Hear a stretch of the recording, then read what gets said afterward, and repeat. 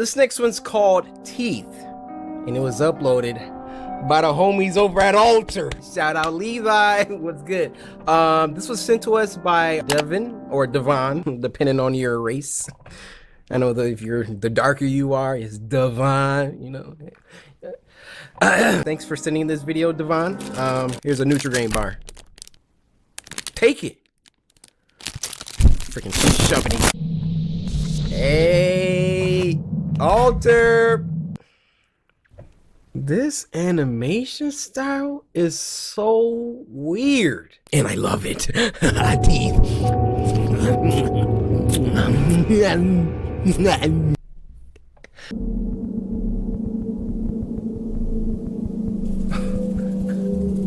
What was it with all the flies? You never explained that.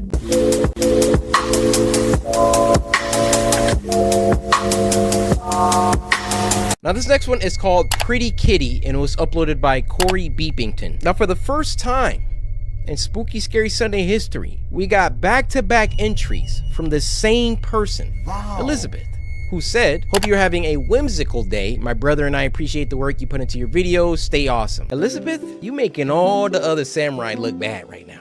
Putting in that work, knowing that one day Cory will return to Spooky Scary Sunday, so I'm still gonna send my entries in, and look, you have been rewarded. Now, thankfully you didn't ask for a Nutri-Grain bar, because I am out. I had a box of Nutri-Grain bars that was sitting here for like 2 years. So Elizabeth, keep sending them. Hopefully I'll pick you again, and next time I got you with the Nutri-Grain. The following film contains disturbing image.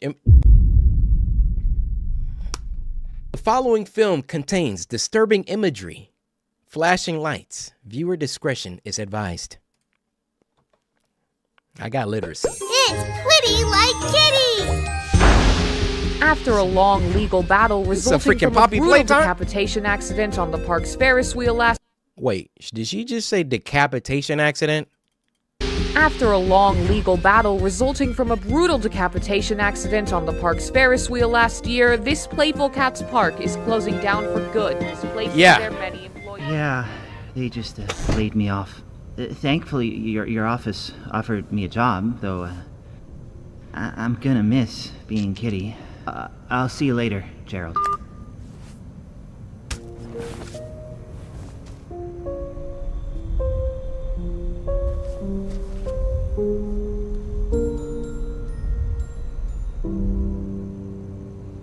Oh, that won't do. Introducing everyone's favorite furry friend! Pretty Kitty! Huh? Casey! What are you doing?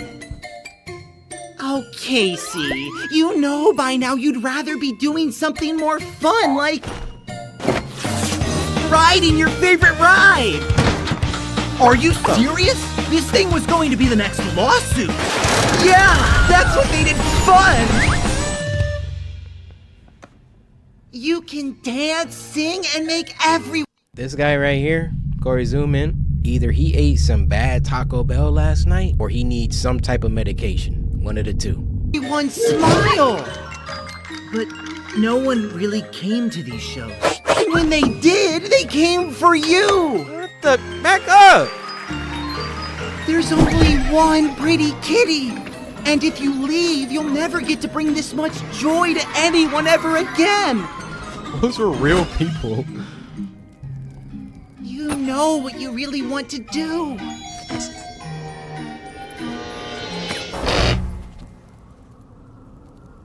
Kitty, I can't. You know I can't. Think about the fun, the games, the people who love you. You know you don't want to do this. Sorry, Kitty. Our show's over.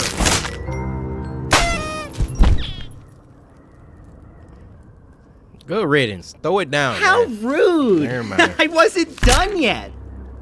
Do you really want to spend the rest of your life all boxed up? No more fun and games? No one to cheer your name? Is this what you want? To rot away? Don't you want to embrace who you really are? Ah! You're pretty like Kitty. Pretty like Kitty. Pretty like Kitty. Pretty like Kitty. Pretty like Kitty.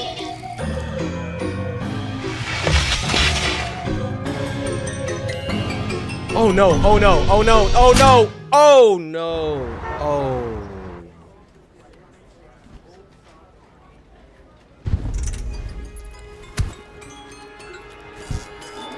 Hi, how can I help?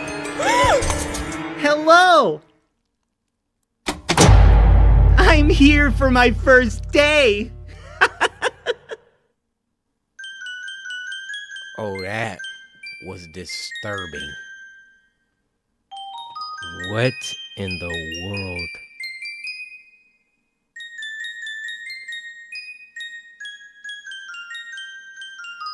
Bro stitched the costume into himself. Absolutely nuts. Anisha, thanks for the nightmare fuel.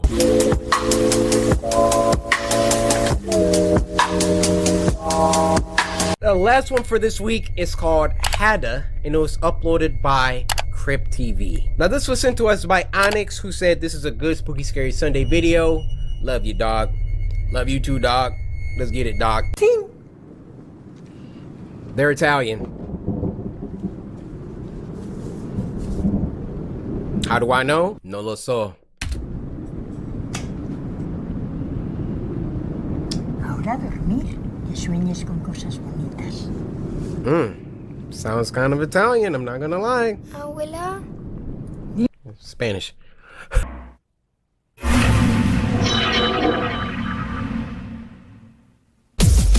Watch new scary vids every Tuesday, Thursday, and Friday.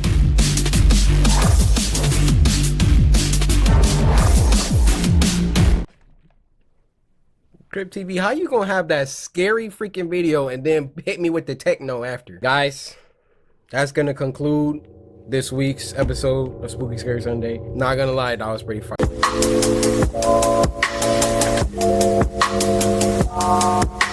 Now, I'm nerding out on this one because that's freaking me. This next one is called CoryxKenshin Animated Spooky Scary Sunday. This gotta be the coolest. This gotta be the biggest fourth wall break. This was uploaded by Fresh Geek and it was sent to us by Iron Wolf Network. This is the coolest, man. This is the coolest. I am gonna have a great time today. I Bruh. love spooky. The accuracy. The accuracy. I love Spooky Scary Sunday. Do you?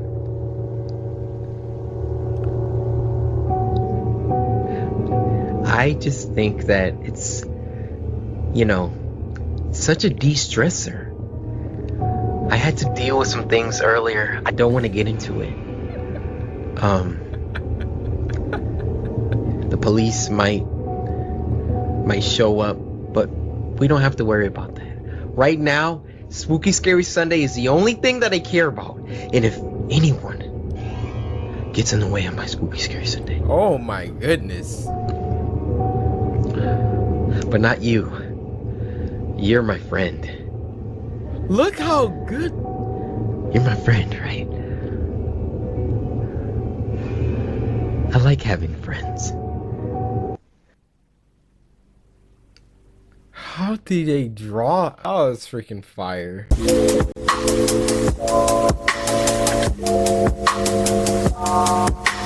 This next one's called My Creepy Coworker Has a Crush on Me, and it was uploaded by Stephen D. Now this was sent to us by Quincy Dorm. So Quincy, it's just me and you right now. All the other samurai, I'm not talking to y'all. Just go ahead, plug your ears, do what you gotta do. Go take a walk. I don't really care. Because you didn't send me this. You didn't follow me on Twitter. You didn't hashtag Spooky Scary Sunday, and you didn't send me this. So don't get mad. Get glad, my guy. Anyway, Quincy, I just want to say thank you so much for sending me this.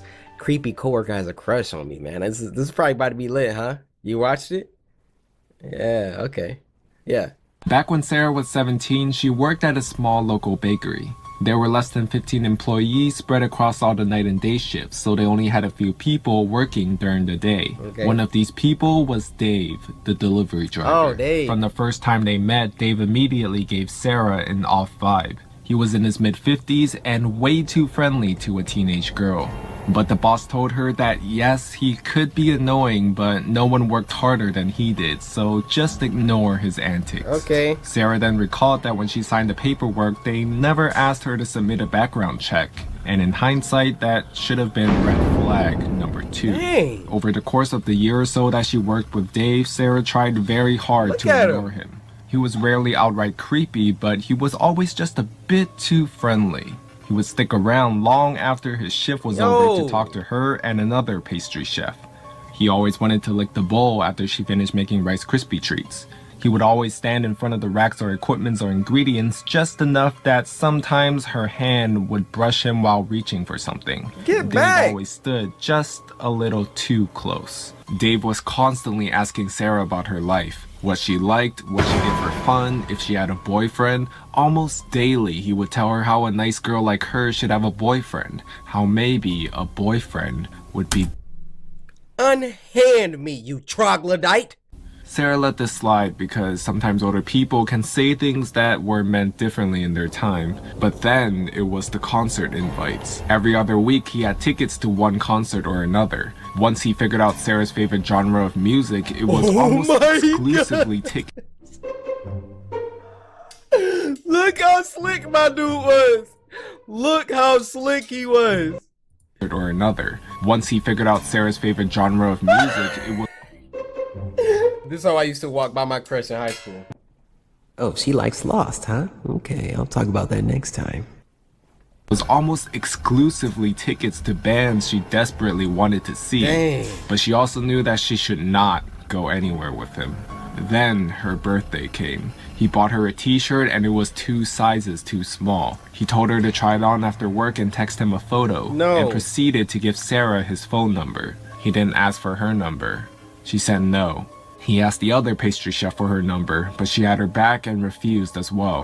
He also brought 2 tickets from another band that Sarah had been wanting to see. VIP section, 21 plus only. He said he could get her in. She just had to go with him and him alone.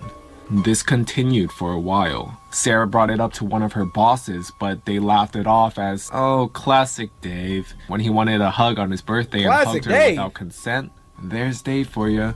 Offering to get her booze or pot? Oh, Dave, you scamp. When he pulled up his shirt and showed his abdominal scar from a snowboarding accident? Well, that's just Dave. No respect for boundaries. But he was a good worker. Sarah even considered having one of her big, strong male friends come in under the guise of being her boyfriend just to placate Dave. She was repulsed by him, but he hadn't really done anything to classify himself as a predator. Besides asking for her number, he had never tried to straight up harass her, and besides the odd hug or two that she was too shy and afraid to refuse, he hadn't gotten super physical. Speak up. Then one day, Dave was gone. His name disappeared from the employee roster. Sarah's boss asked to see her in the office. She informed her that Dave was no longer employed at their business. Dave had been fired. He was fired because Dave was a convicted sex offender. There is one count kidnapping a minor from the mid-90s and another count that she doesn't want to think about. They had never background checked him, and when they contacted a friend in the police department, they found out that Dave had been lying on lots of paperwork, hiding the fact that he was a convicted felon and not notifying anyone when he moved. Once they brought this information to the police department's attention, they had a few more charges to add. They found out because apparently he had been stalking and harassing one of the clients he delivered to. After his termination, Dave showed up to work one day. He had a weapon with him, but Sarah never found out what he had. They told him to leave or the police would be called, and he ended up leaving in handcuffs. Sarah was extremely relieved that she wasn't there that day. It's been a while since she worked at the bakery, but sometimes she still thinks about how badly things could have gotten had she gone to even one of those concerts with him. My God. Now that we know, bro, the sound effects in this story. You put those sound effects to anything, it gets scary. Guys, this morning I went downstairs It was a long night. I woke up very hungry. There's only one breakfast food that could satisfy my empty stomach. It was cereal. I went to the pantry, grabbed a box. Grabbed a bowl with a spoon. Poured some Frosted Flakes into the bowl. They looked delicious. I went over to the fridge, grabbed the carton of milk. It was empty.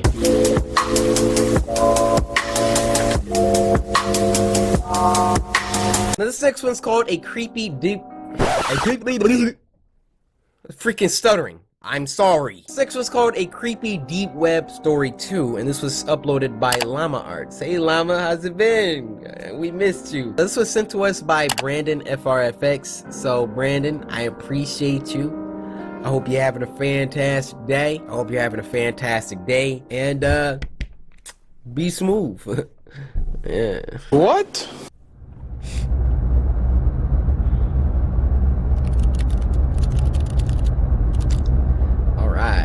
Deep web. I was 26 years old, and I was unemployed. Feeling unfulfilled by the monotony of a job life, I decided I would try my hand at working from home. So my days and nights comprised me of surfing the internet for any jobs I could get. I was a big procrastinator, so more often than not, I'd stray away and waste time doing other things. Y'all remember when PewDiePie reacted to my video? Yeah! Yeah! One day, I came across talk about the deep web while on Reddit. I felt amused by the people talking about it as if it was something so scary, and decided I'd look into it. It was stupid of me to go on it in the first place, but I made it even sillier by deciding to check it out late at night. It was about 2 a.m. and I came across a website where you could chat with someone anonymously. The person I got was a woman. She was in her early 20s and very pretty. What? She sat with her head in her hands, looking playful into the webcam while batting her eyes. I had no desire to turn my camera on and started our chat, thinking that while I didn't come across anything scary, I could befriend this pretty girl. It sounded like a better deal anyway. Bro, how are you typing? She told me to turn the camera on, but I ignored that request and tried to get her to talk. She finally did after some prodding, but I noticed how guarded she was. I also noticed how after every message I sent, her eyes would look off camera, either to her side or somewhere behind her computer. She's being directed. After a while, it started getting annoying, so I asked her if someone else was there with her. I want to see you first. She said. Up until now, I've been chatting while she'd answered my questions verbally. I'm not that curious. Don't be scared. She said, laughing. This time looking behind the laptop again and making a face that seemed to indicate she was laughing at my expense, with someone else. Yeah. This is getting boring. It feels like I'm not just talking to you. That's because you're not. You're talking to all of us. Who else is there? Turn your camera on. Dude. Is this a joke? Don't do it. Turn it on. No. Okay. I'll be leaving now. Yeah. Turn on the camera. Or Her what? laughter was almost piercing by now. There was nothing humorous about the situation, yet she threw her head back with Ah! I'd had enough and moved the cursor over to turn the chat box off when I saw the cursor had jammed. Oh, The only thing that was working was the chat box. I still had access to the keyboard. Unplug! Turn the camera on, sweetie. No, Her baby. gumdrop-filled voice was louder than before. Oh, baby. And I moved my gaze up to see her smiling toothfully at the camera. Bro. Her face still beautiful, but the smile Unplug your completely computer. fake. My computer's crashed. I can't see the screen. Sorry. I lied. I didn't want her to know I had no option but to chat. Her screen flashed before going blank.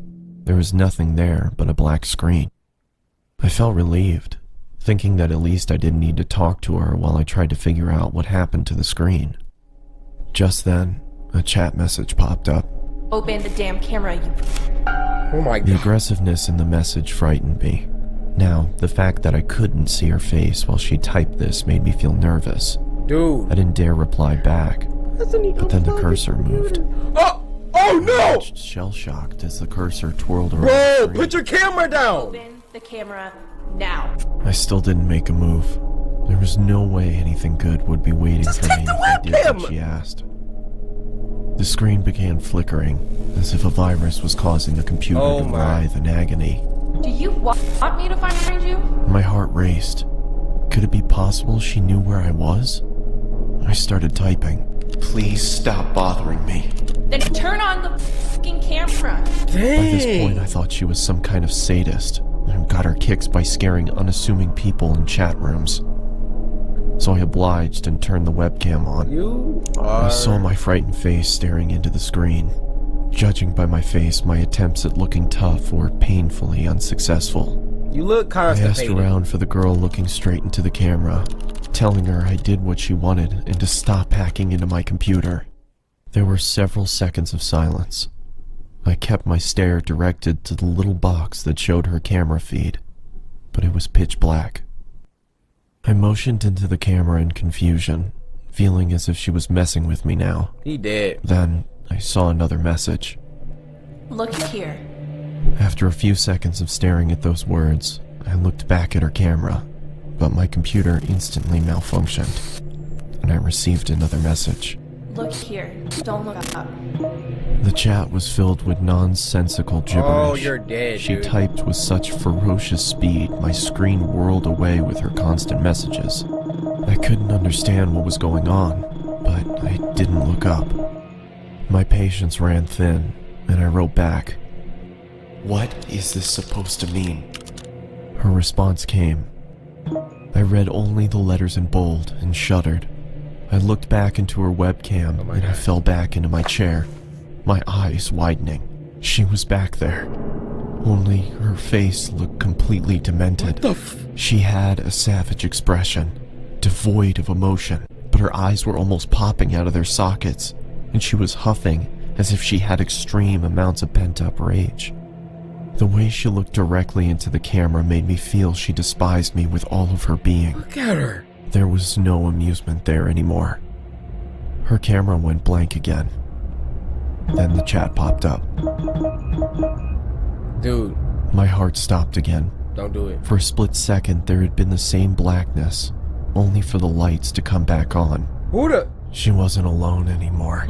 There was a man next to her with a black mask on. He made no movements other than look into the camera like the girl. The girl's neck creaked to her side. It looked like it was causing her pain, and then the lights went out again. Bro, she causing The her. chat resumed. This time, I screamed in fright and fell off my chair. There was another man with them now. He was standing next to the girl with the original one on the other side. This man had the same mask on, but his hands were grasping the girl's shoulders.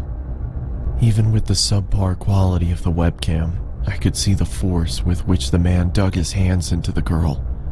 It looked like he could rip her in two. The girl, however, had a huge grin on her face. Her eyes were mad with glee, or so it looked. Her teeth were perfectly lined up as her mouth spread into that toothy grin, but I could see she was in pain. Even with the smallest sign of her smile fading, the man clenched his hands even tighter than before, which made her smile even wider. All three of them were shaking, as if it was extremely cold where they were. After a couple seconds, I realized they were shuddering, like trying to hold back laughter. What are you laughing at? I yelled into the screen. They didn't answer, and continued to tremor with concealed hilarity. What is so damn funny? I bellowed. Bro, don't get They tough stopped now. shaking. Within a couple seconds, the screen went black again. When it turned back on, the man no longer grasped the girl's shoulder. Neither was she smiling. All three pointed into the camera. Upon a closer look, I understood that they weren't pointing at me. They were pointing behind me. I didn't need to look back. I could see myself in the webcam. There was someone peeking from behind me. It was another man in a mask. And according to what I saw in my webcam, he was with me in my room, right behind me. I turned around quickly, but saw nothing where I had seen. Guys, That literally gave me chills, guys. Look at my eyes. Oh my gosh, the way that they did that! Llama! I haven't been genuinely creeped out like this in a while. That's the thumbnail of the video. The way that they did that is... Oh. I'm in the webcam. I turned back towards the screen and, to my bewilderment, saw a third man in the girl's chat box. What? It was the same man I had just seen standing in my room. Now, she's dead. All three had their hands on the girl and were gripping tight. The girl wasn't laughing anymore. She had a look of utter devastation. A tear was dropping from her eye, but it wasn't just a tear. It was blood trickling down her eye socket. What? She then mouthed the words, "Help me," and the next second she screamed as if her lungs were being ripped off as the screen went black. I immediately got up and pulled the plug out of my computer and backed out of the room. You're too late! For a couple seconds, I swear I heard her screams, even though the computer was unplugged.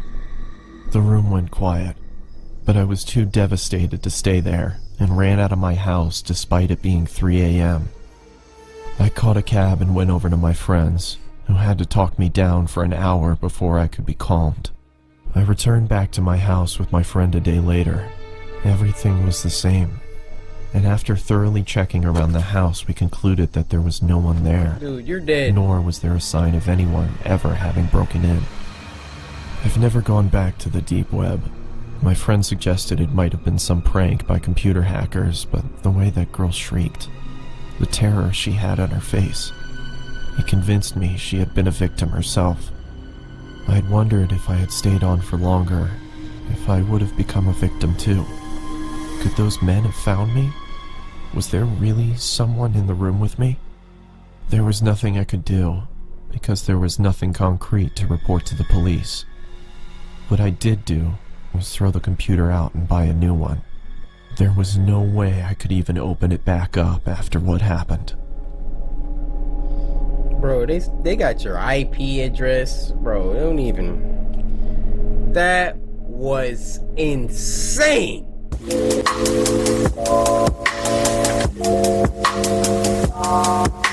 The first video of this week is called Gumballs in the Park, and it was uploaded by Meat Canyon. Y'all know we gotta start it off with the Meat Canyon. I'm behind. Now this was sent to us by Hugh Janus. See, I already knew what time it was. You thought I was gonna say those two words close together? I'm already on to you, Hugh Janus. Oh!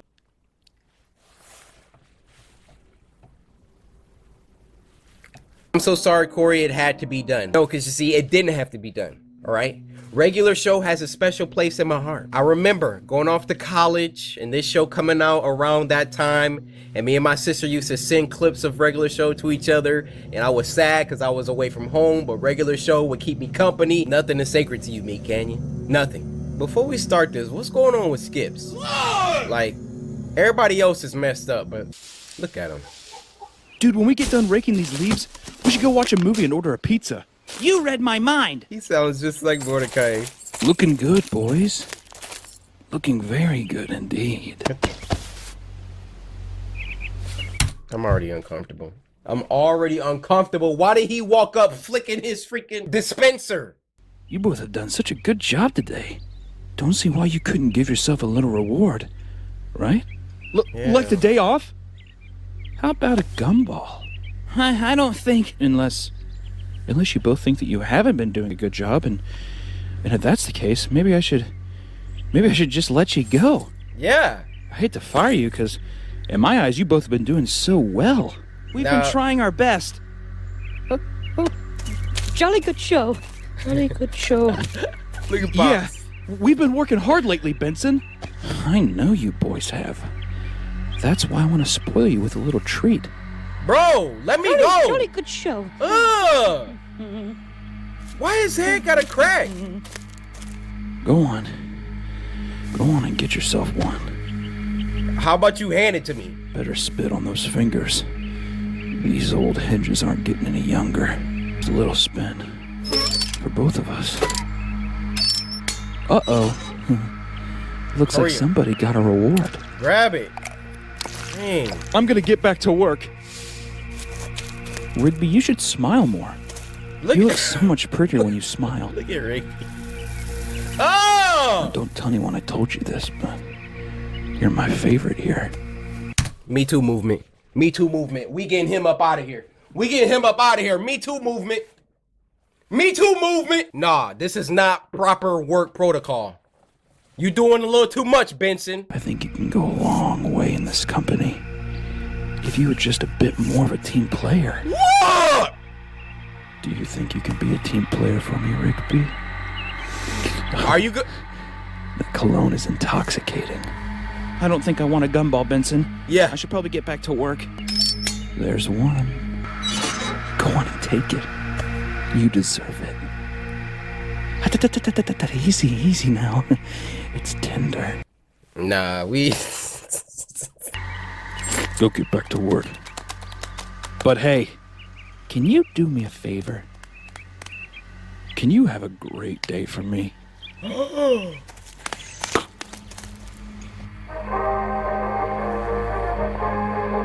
Benson is canceled. Nah, you know what? Meat Canyon, you're canceled.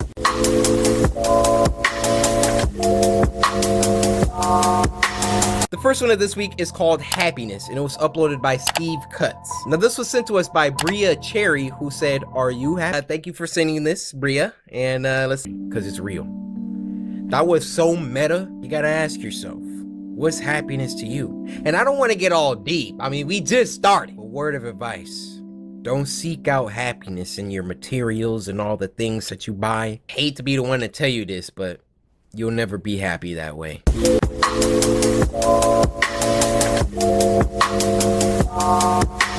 Now, this first one is called Sleep Tight, and it was uploaded by Meat Canyon. Y'all know who that is from last week. Now, this was sent to us by Potato Chip. I'm not kidding. A potato chip.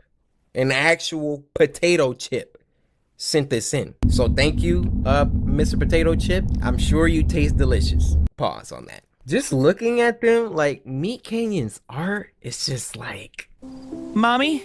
Like, look at the teeth. Where do we go when we sleep? Well, you stay right here, sweetie. No, I mean, when we close our eyes and have dreams. I'm not sure where we go, Jeremiah. Okay. There will be a night when there are no more dreams. When you gasp for air. Okay, Mommy, I think that's enough. Yeah. Oh, but the air won't come, Jeremiah. You choke and grab hold of anything near you tightly, so tight, because you know this is the point. Okay, I'm ready for night-night now. Right! This is the point where the roller coaster goes over that hill, and you're afraid, aren't you? Very. Well, very. Pray that this night is not your night, son. Yo. Oh my! Oh, but Jeremiah, don't ever forget. That hill is just on the horizon, and one day you will have to walk that mighty hill. Mommy, are we going to Bryce's birthday party tomorrow, Mama? Sweet Mommy? Of course, sweetheart. Sleep tight, my little angel. Oh! I was looking at that. I was looking at that. Yo, Meat Canyon is fire.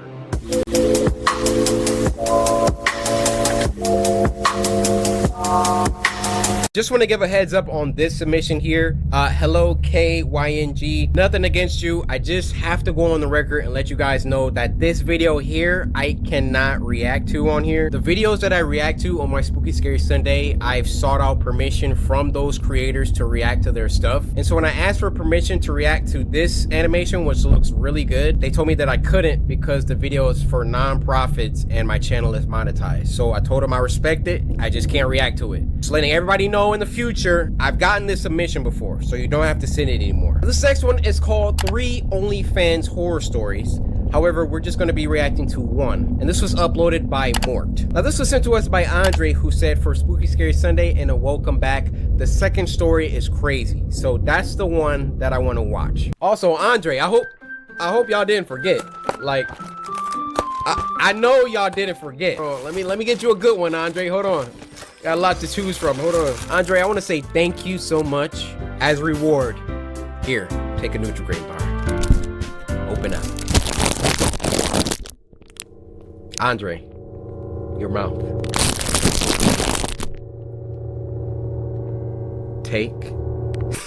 For context, I'm a 20-year-old man. My name is Jack. All right, Jack. But this horror story I'm gonna tell you didn't happen to me. Who'd it happen It happened to a close friend of mine. Her name's Cecilia. Okay. We met on the integration meeting after our first day of college. I was pretty new to the area. I just moved from another city and I was excited to attend my dream college. Bet. Get the best education I can and a good degree in my field. That's right, respect. I had just moved here and all of my friends were in my hometown. I decided to make a new friend with this beautiful woman with a friendly face and say hi. Okay. Cecilia was gorgeous and probably one of the sweetest people I've ever met. She With that crossword puzzle on her neck? Hey, if you like it, I love it. Just like, would that be the first girl that I approach? Probably not, you know? We laying in bed, I'm trying to put words on She had big, beautiful blue eyes and glamorous skin. She really stood out from the crowd and, to me, glowed like an angel. Like a Life is Strange I character. knew that she was someone special. I mean, hell, that's why she stuck out so much and I approached her. Something about her when I first met her indicated to me that we would share a lot of amazing moments in life. I knew that she was someone special just initially meeting her. Dang. So when I approached her and greeted her, it was a real pleasure. It turns out that she was new and rather lonely here as well. She was from a different state and was actually looking for a new friend herself. Okay. Figuring we had the same intentions, I invited her out for coffee that day. After that, I decided to go and talk with the rest of the freshmen from the meeting. I met a lot of my future friends that day, people who I still keep in contact with today. Awesome. From that day forward, Cecilia and my relationship skyrocketed.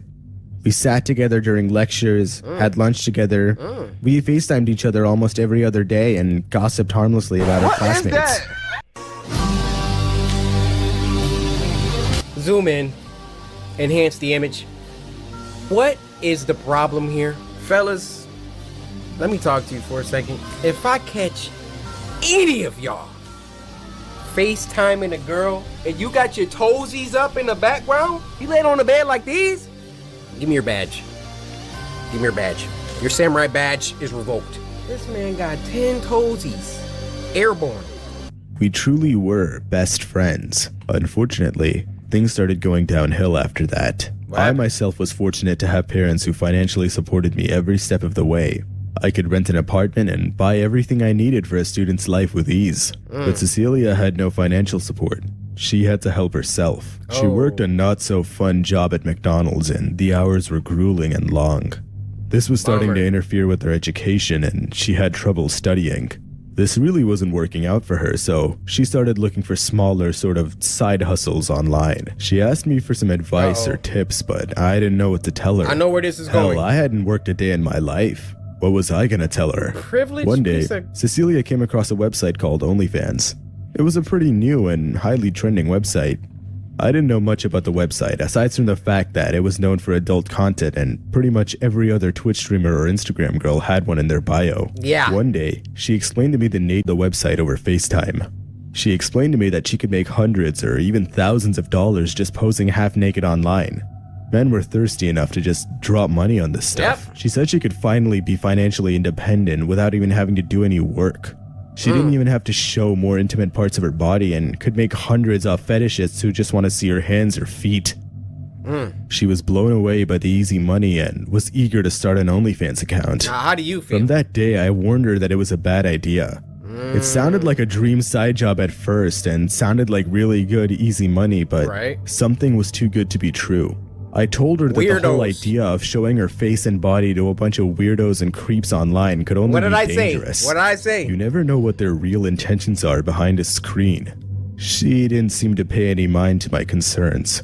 She thought it was her easy way out of this problem. She truly didn't mind showing her body online if there was a monetary reward.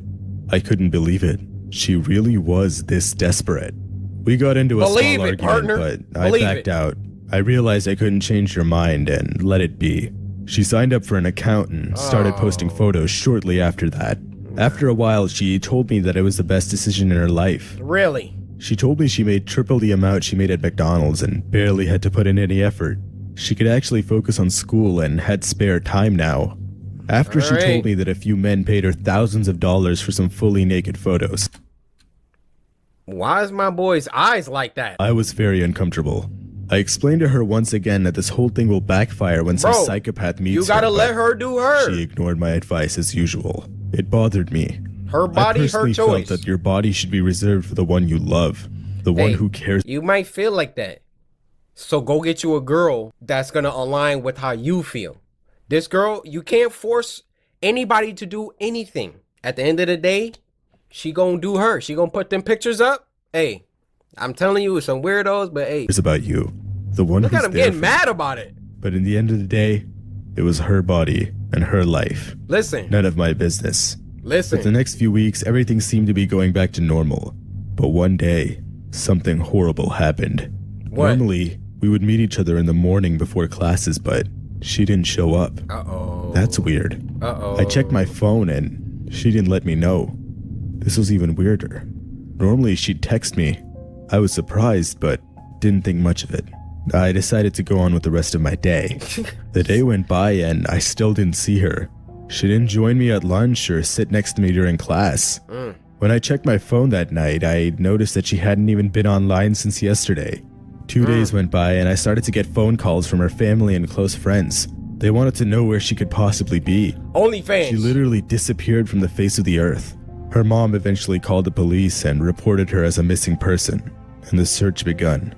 For a few days, the police asked everyone around her, including me, about where they saw her Hey, the I last haven't time. seen her. But after a few more days of searching and still no trace of Check her, OnlyFans. the police asked for volunteers to help them. Me and several of her other friends decided to join in on the search, armed with Look at this cop. He don't care. That's the look of somebody who hates their job. He don't care if they find a body or not. flashlights. We all checked through the local forest. It was exhausting. We searched up and down and still didn't find a single trace of her or her body. At this point, her parents were devastated. They were already crying. They knew that after this much time of someone being missing, the chances of survival were really, really low. The police finally got a First warrant to 48. search through her apartment. But when they looked through there, they saw no traces of any violence or that anything could have happened. The only lead coulda they could got find tricked. was an open OnlyFans page with her photos on it. They assumed that this was the doing of one of her followers, maybe. The police looked through her laptop thoroughly, but they still found nothing. Her messages and her subscribers rubbing the mouse revealed no pad. information. Even their best investigator had no clue where she was. There was no trace of her or whether she was even alive. There were no suspects gone. and no witnesses. Gone. The police and the volunteers searched for her for about another month. They did everything they could. They hung flyers, posted her on social media. Still, she wasn't found. The police eventually closed the case. Her family and friends were devastated. I considered myself lucky and let out a sigh of relief. My plan succeeded, and I was happy about that. It was a great idea. I left her body in the basement of an abandoned farmhouse about 100 miles from the city. Nobody even suspected me because I was playing along as a victim, a good friend who only wanted the best for her. I told her not to use OnlyFans, but she wouldn't listen to me. I couldn't let anyone aside from me watch her body. I hated the idea of these creepy old men seeing her. I hated seeing those photos online. She could only be mine, and mine alone. Maybe if she weren't so stubborn and listened to my advice, she would have lived. We were meant for each other. We would look perfect together. But she just treated me like a friend. I'm perfectly fine. You ain't even with make what no I did. moves. I don't regret it. Dude, first of all, you're built like SpongeBob. Put some work in. Get your health right. Make that move, man. She probably didn't even know. You got your freaking toesies in the air. That twist was hot, though.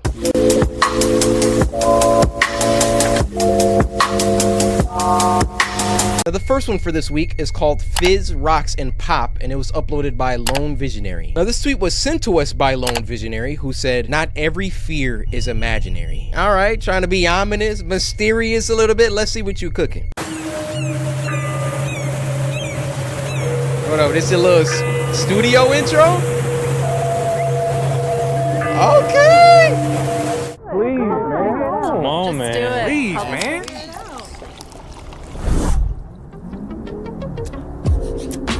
It's done, okay? It's not copyright music. I did it. All right, man. All right, man. I see you. I see him with the Detroit hat. Yeah, you've been skipping on every challenge you've been doing. Hey, I thought I really saw Bigfoot. And besides, this time, Jamie talked me into it. No, she didn't. Sure did. And I tried to get you on the last one too, but you saw Bigfoot. Remember when he ran out the forest? Y'all remember that? Yeah, just like when he ran away from Bloody Mary. Oh, so y'all weren't in the bathroom with me? He's a capper. Okay, I saw something in that mirror. Okay, y'all, chill. All we gotta do now is wait about 10 minutes, then they say your stomach will start to fizz uncontrollably. Uh-oh. Man, it's been 10 minutes for us. I don't feel anything. Boom! There you have it. Another legend proven untrue. Hey, Jeff. What are these, like the Mythbuster crew or something? Y'all just stand around like disproving like... How would you like to help me start with that new project? Oh man, I would love to. Look, I got so many ideas. We could just kind of sit down and just kind of go through things and really plan it and really go over it.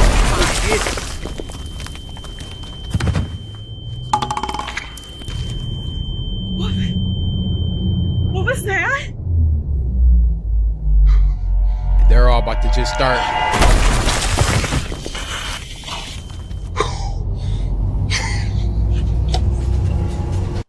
What do you even do now? What do you even do? The process has already started in your belly. I'm like, do I just like start shaking? No! That'll probably expedite me blowing up, right? Maybe if you just lay down flat. Or you know what? Just start making yourself puke. Only way. Only way. You can't run anywhere. Where are you running? No, not the Detroit hat guy. Oh, shout out to D. Where is... Just start throwing up. See? What did I say? I would have been in there gagging. Pause. Guys, don't take that out of context. Only way you get... Oh, no.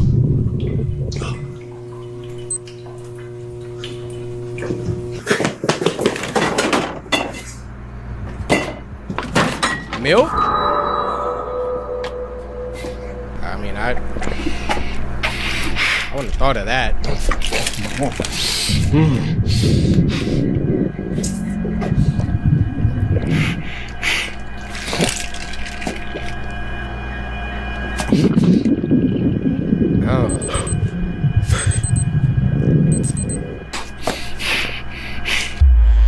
Got almond milk too. Disgusting.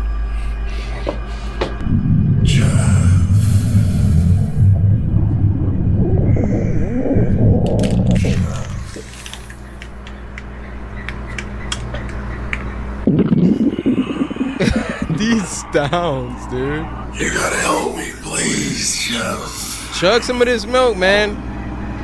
Why are you acting like a zombie? Alan. I drink Diet Bomb, Chef. Oh, you're extra It's cooked. doing something different to me. What the? Oh, Alan, look, just stay there. Dude, turning into a Just stay there. reptile. We'll figure this out, okay? We'll figure this out. Just Ain't no figuring it out.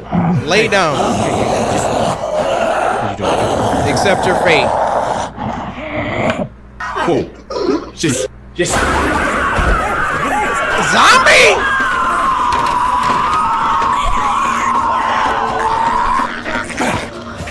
Get off me!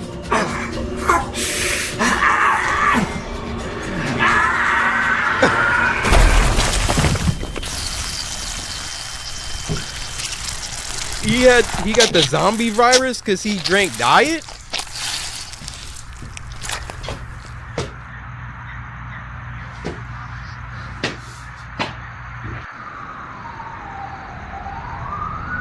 This got to be the most random one we ever watched.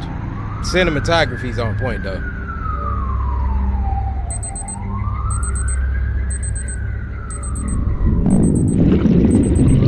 So is it like every 10 minutes?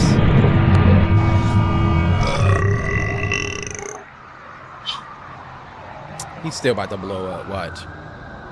Oh. Okay. Well, there you have it, guys. Don't do the Pop Rocks challenge or your head will explode.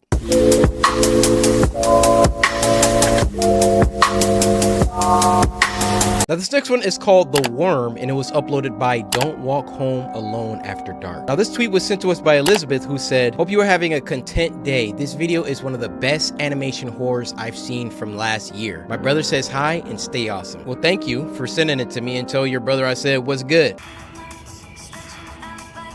Okay, hopefully this not copyright. I'm gonna have to change the music out. Yeah. See, I love music like this. This is the kind of, you know, guys, we got this thing where it's like, we always gotta act like we listening to like hood rap music. High key, this would be in my headphones. Hey.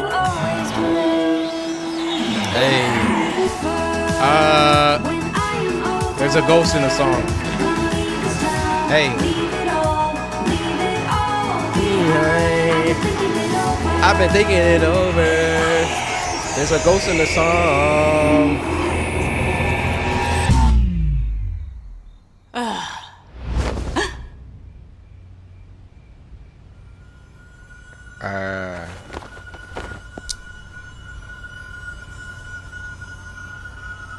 Hello? Love this animation style.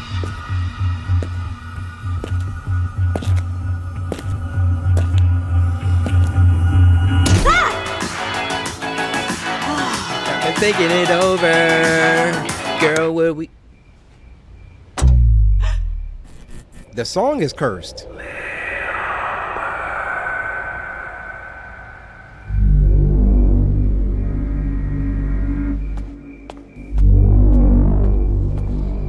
Getting juicy.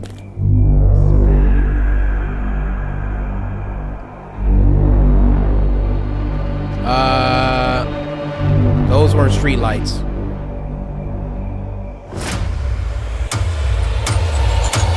What the frick?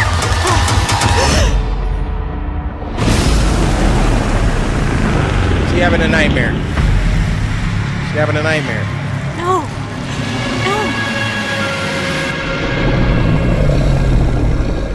It's the King Demogorgon.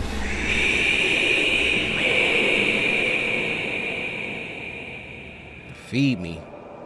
It's a... Sparrow Moon was not at all what I thought she would be. I wasn't given much time to go over her case file before our first appointment, but from what I had read, I half expected some kind of uncontrollable monster to walk through the door. She wasn't anything like that. She was quiet and guarded, smaller in person than what I had imagined from her photograph. A perfectly normal 17-year-old girl. That made it even harder to believe she was capable of doing the things that she did. Which were? She was the last surviving member of the so-called Woodfield Five, a group of kids all from the same remote northern town who suffered a series of unexplained, at times violent, mental breaks. Clinical notes suggested some kind of shared psychosis, though unlike anything I'd ever heard of in my 20-year practice.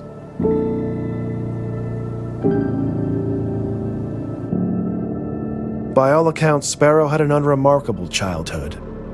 No indications of behavioral difficulty, good grades in school, active social life, no group psychosis, huh? As we can see, there's, what's her name? Sparrow Moon? That's a cool name. There she is there. Look like they got like The Scooby-Doo gang, except there's a black.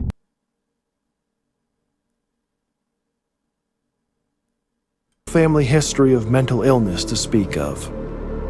Her mother had been part of some offbeat spiritual commune years earlier, but had left that behind when Sparrow was quite young and eventually remarried. There was nothing to suggest any kind of underlying trauma or abuse, though as you come to find in my line of work, that's not always so obvious. The only path to understanding what really happened in Woodfield was Sparrow herself, and that would prove more difficult than anyone anticipated. What does that say? What the heck? Spasmegalophobia? Somnophobia? Alright, let's do some searches real quick. Okay, somnophobia is an irrational and persistent fear of falling asleep. Oh, that would suck. That's what the people from Nightmare on Elm Street would have. And then we got spasmegalophobia. This is a real thing? Spasmegalophobia. You know what? Hey Siri, how do you pronounce spasmegalophobia?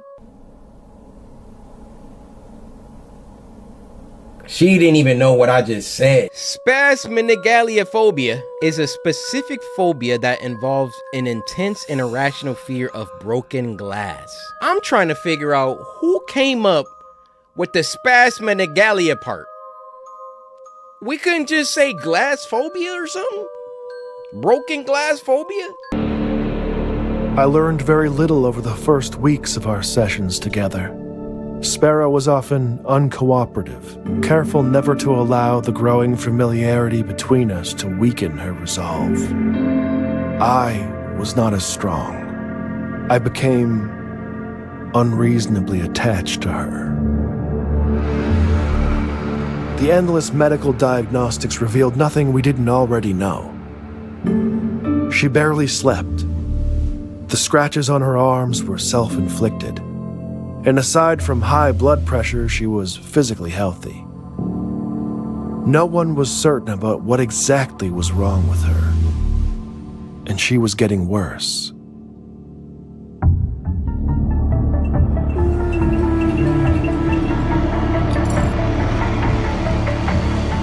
The weeks turned to months, and I was running out of time. The courts had determined that unless I could demonstrate conclusive progress in her treatment, Sparrow would be transferred to an isolated psychiatric ward and out of my care. I could have walked away at that point. I probably should have. Oh no. Bad What ending. I wanted, what I've always wanted, was answers. After all that we'd been through, she wasn't a kid to me anymore. She wasn't a monster either. She was a puzzle to solve. Does he blink ever? Sodium pentothal can be administered to induce something called narcosynthesis, a state between asleep and awake where the subject is highly suggestible. In most places today, the practice is frowned upon. Normally, I would never consider such a treatment, but given the circumstances, my options were limited. I knew full well that this could risk professional censure, perhaps even my career itself. That didn't seem to matter at the time.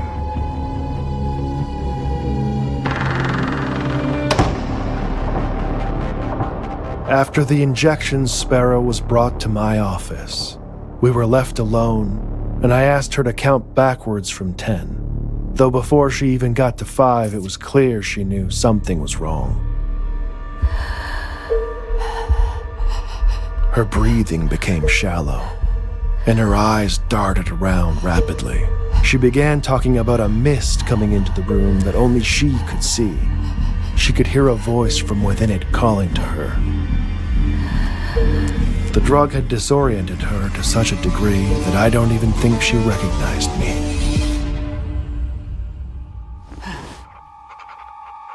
Sparrow's small size and chronic fatigue made the dosage I administered tricky. She drifted in and out for several minutes, When lucid, I redirected her, asking if she could tell me what the voice she heard was saying. Feed me. After a long pause, she finally whispered, "Little bird." Little bird. At that point, Sparrow was not interested in answering any of my questions. She just spoke, and I listened. She said that it knew. It knew that was what he used to call her. The old man. But the voice wasn't a man's. It was something else. She said it comes with the mist, that it takes things from you and it grows, adding to what it's taken from others. It eats you from the inside. She didn't know its name, but called it the worm. The worm. As Sparrow lapsed into unconsciousness, I was left with more questions than answers. I arranged to have her return to her room and resigned myself to the idea that I might never get the chance to understand the truth. That I had failed. I destroyed the records of our last session to prevent the review board from finding out what I had done. It was over. Or at least, that's what I thought. Uh-oh. Uh-oh. It was that night the dream started.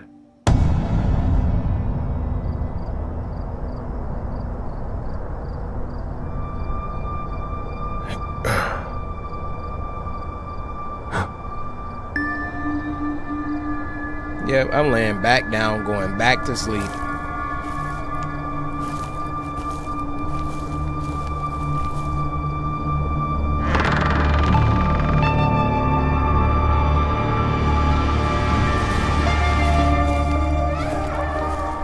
Just walk in, no questions asked?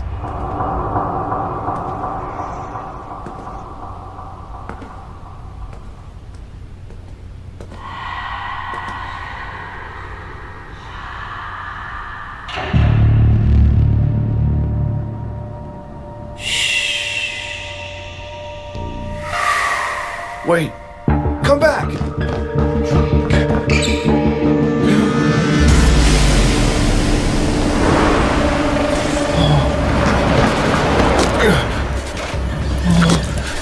What? Oh.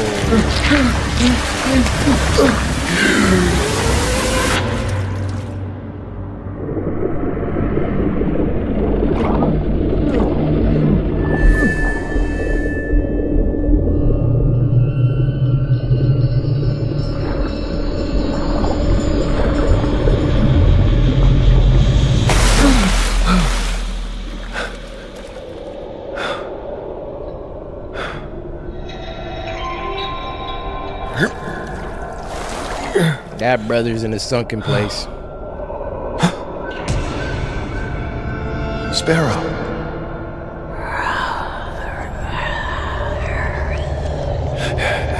What? Doctor, I'm so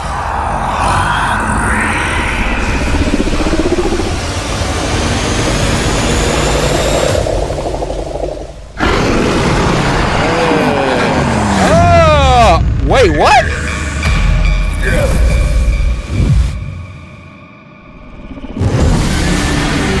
Oh! That was crazy.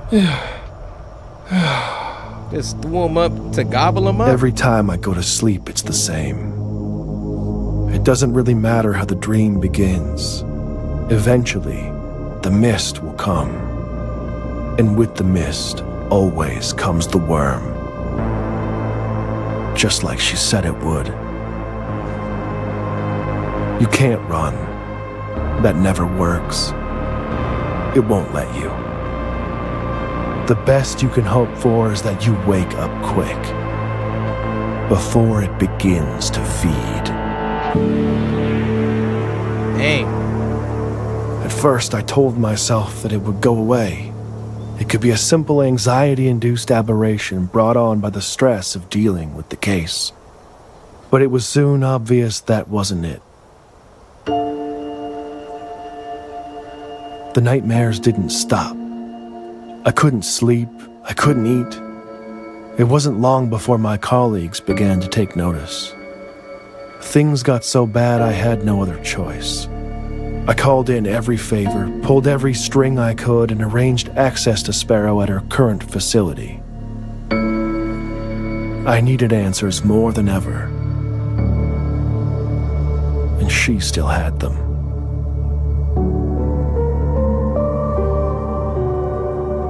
I almost didn't recognize her at first.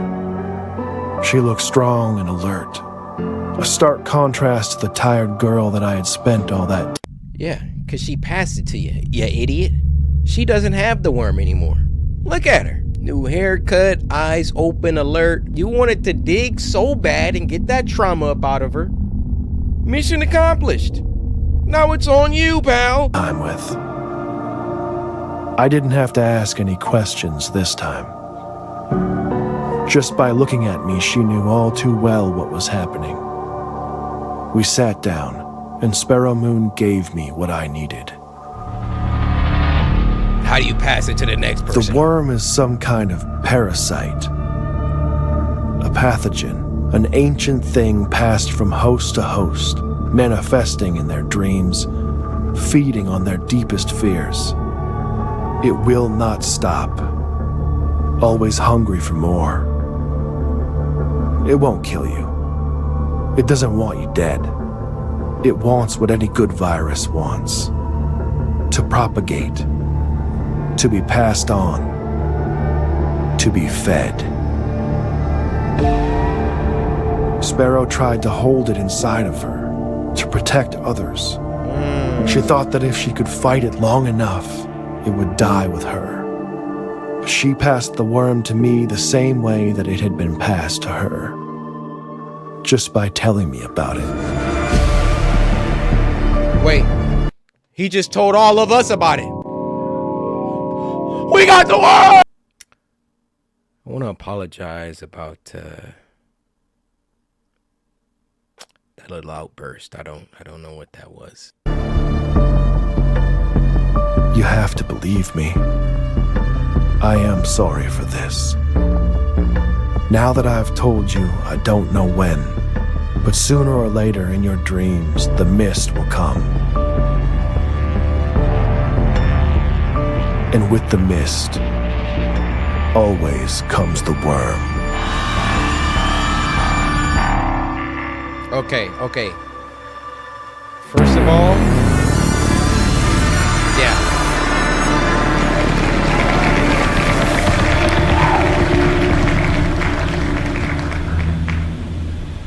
That was some great voice acting. Great animation, but there's an issue. If it passes via telling, by my calculations, there's 22.9 million of us. He can't get all of us. So one of y'all out there, one of y'all got the worm. It could be me, it could be you. Yeah, I'm talking to you, Tom. Or you, Vanessa. Yeah, I know your names. It could be any one of us. So on tomorrow's video, I need y'all to comment because y'all gonna be going to sleep tonight. Did the worm visit any of y'all? Let me know.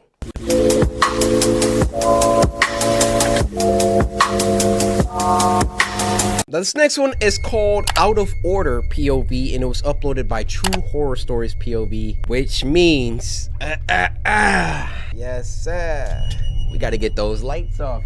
Ooh, setting the mood, right? Now this was sent to us by Wada, who said, "Hey Cory, how are you, my guy? Can I get some bars and not the Nutrigrain?" Trying to get some bars? Hold up. Get that right. I step on stage, suckers didn't even know. Listen to my bars, you de-age, and that's the way that it go. De-age mentally means you going back. I messed that up, but we going back in time like my name is Hugh Jack. Man. What movie did he make going back in time? I don't know. Don't matter. My rhymes is too sublime. Zoom in on the mic when I speak. Girl looking like she got stank feet. I said, girl, why your feet black? She said, sir, I have no shoes. I said, well, your feet look whack.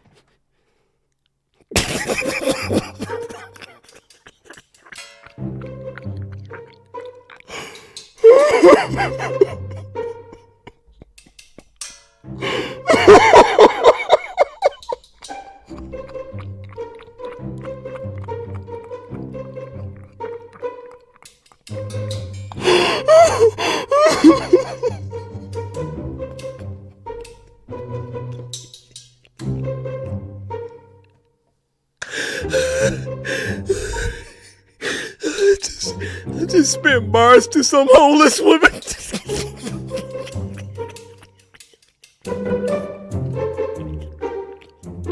This is a woman. It's just a woman. Just a woman outside. Just walk up to her, just start freaking. It should be illegal. How easy I can make myself laugh. Gitu juga. Kau seorang ya? Seorang ji. Aku punya. Biasa dia tu. Macam tak tahu pula. Bergayut. Malah kan tunggu. Kau nak gimana ni? Kau nak cuci kat mana? Ni awak dia dah rosak. Alamak. Air penuh? Kau cuci, kau pakai aku. Baik. Ini kalau kat rumah kan susah. That floor look nasty as freak, bro. Dah. Cukup. Ni macam aku buat kat dalam je lah. Boleh membuang sekali. Bersih lah. This is where we're doing laundry? Next to the toilet? I don't know about that one. Ini pun boleh patah. Bodoh betul lah.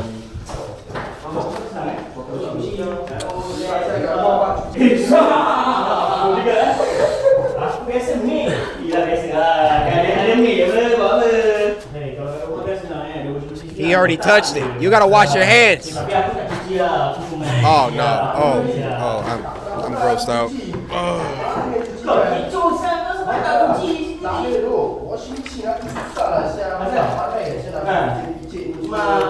Aku ini sidai. Aku sidai. Kau sidai tak? Sidai kadang-kadang je lah. Lama aku dah problem lah. Kau sidai sendiri. Oi. Korang nak gerak?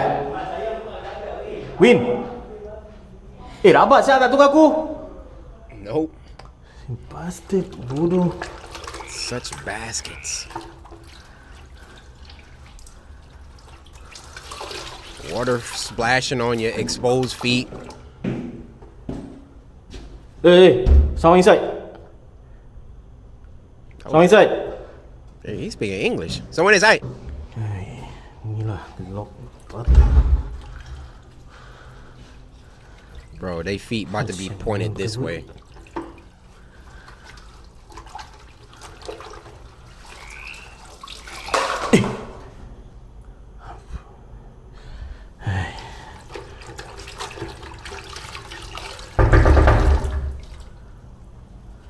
I said, someone inside. Oi. What you want? Tissue. Alamak, say lah you want tissue. You knock so hard for what? Bro, they got like it's like half English. I remember my Chinese roommates, they would do that too, where they be talking amongst each other. Obviously, I don't know Chinese. But they sprinkle in, a little English. And I'm like, oh, y'all talking about that? Not gonna hold you though.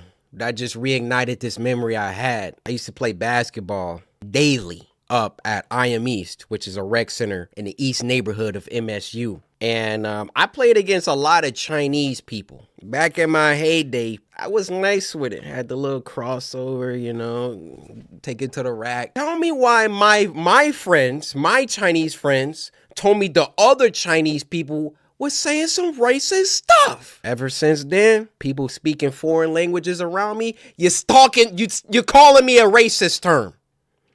All right, I'm just projecting some of my insecurities from past traumas. I'm just gonna... You knock so hard for what?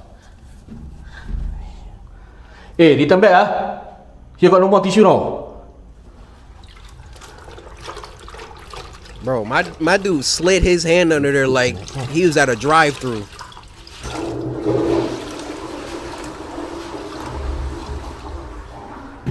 Hey, my tissue. Hey, never return back. Oh, he getting his tissue back. By any means necessary. Alamak, never return my tissue ah. Sial lah.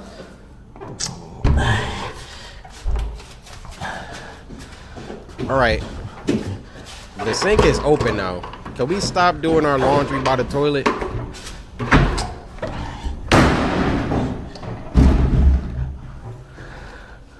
Alah, kena lock. Sial lah. Tissue pun kat return.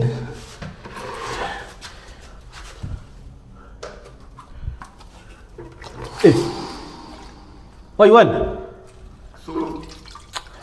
Soup. Alamak. Mas Ethan ah, you guys cannot talk meh? Talk lah, say you want soup. Yo, this guy is very generous. After I didn't get my tissue back, they ruined it for the rest. Aye. What now? Brush. Wait. Bro. Hey, must return back ah. I still want to use no. Just now kau makan take the tissue roll never return. Oi. After finish return no.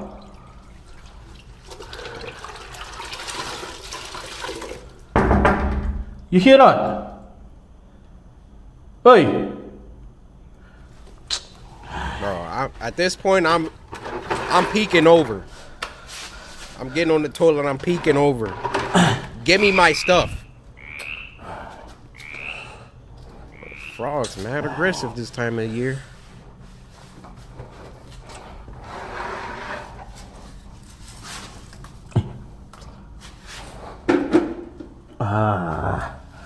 Bro, you there not?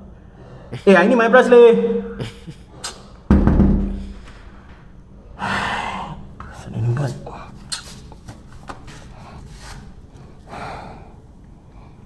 Oh. I wanna be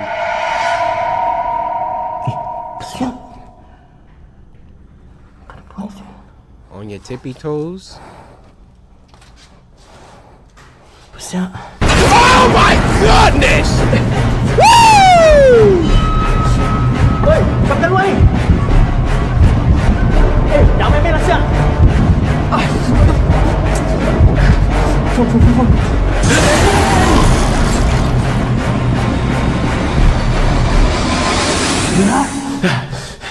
S tier jump Aku tak scare. kacau kau. Kau jangan kacau aku. What? Pergi.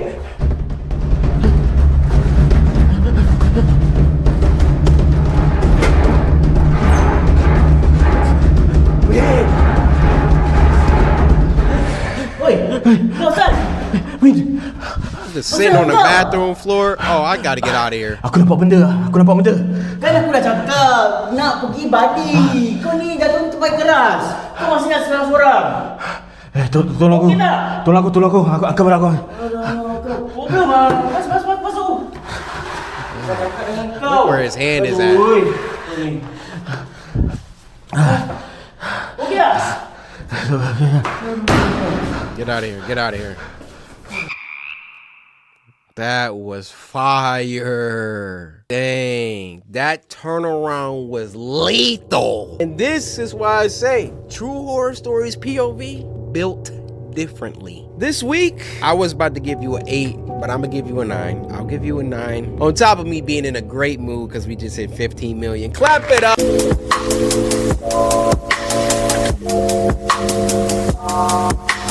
This next video is called Sound Response Check, and it was uploaded by one of the legends, Baddington. Now, this was sent to us by Doc over on Twitter, who said, this video, man, absolutely insane. My interest is piqued. One of them analog horrors. Turn your volume up.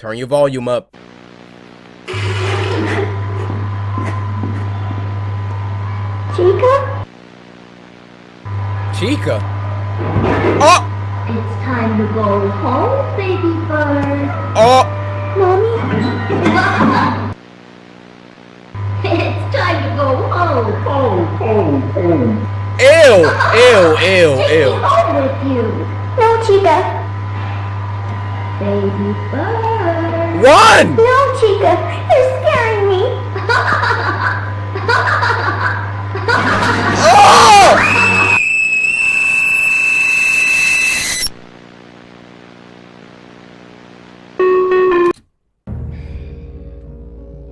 I gotta tell y'all one of my worst phobias. In the movie The Possession, there was this part where this little girl who was possessed, she kept repeating herself in the exact same tone, cadence, volume, everything, pitch, everything. Listening to someone say the exact same thing with zero differences, I don't know why that scares me so bad. Something's wrong? Like you just died in Mario Kart or something.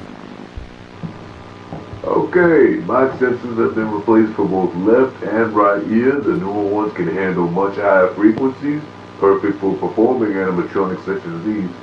Wouldn't want one of them shutting down just because the music was too loud. Right? Can't imagine what could have been so loud to blow out the sensors. A scream, maybe? Anyways, I'll be back to upgrade the others. For now, just play the sound response manual and everything should be A-okay. He died. What happened? Sound response test. Please make sure that the left and right speakers are properly placed. If you're unsure, refer to the booklet. Audio will play in 3 seconds. Left ear, left ear. Why is she doing this though? If Chica is responding correctly, she should be looking left. She did not look the correct way. Chica? What?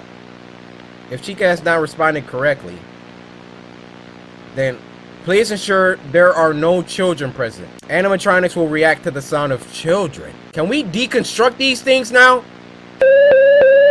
Okay. Now it's looking the right way. Now it's looking the right way. If Chica has responded correctly, she should be looking left. My left, not hers. Okay, another test. Okay. She's looking to the right now. Chica has responded correctly. She should be looking right. Got it. Why do they keep bringing us back to this?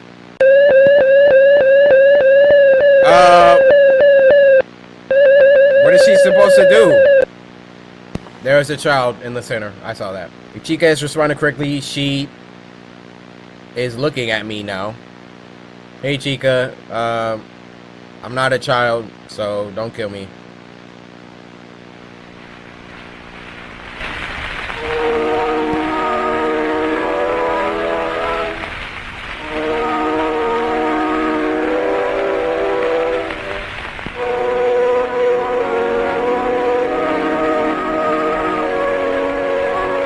Oh. Okay.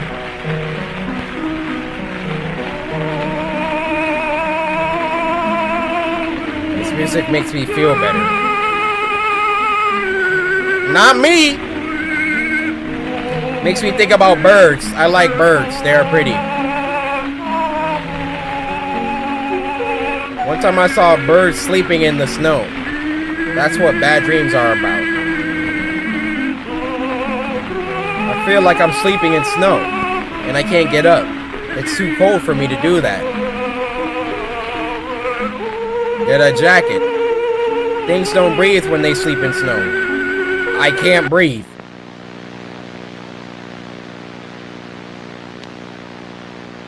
Freak are you looking at, huh? Are you gonna do something or are you just gonna stare at me? Why your face move? You think I didn't see that? Why your face move?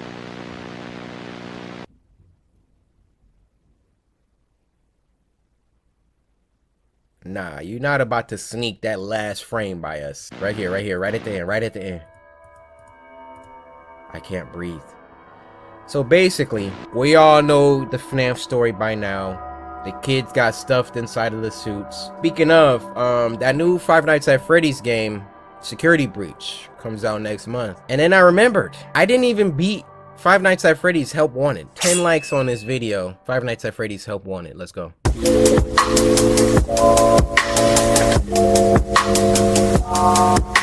Now this next one is called Happy Birthday, and it was uploaded by Social House Films. We already know it's about to be fire. Now this was sent to us by Sun, who said this one gave me chills. So hope y'all brought a jacket.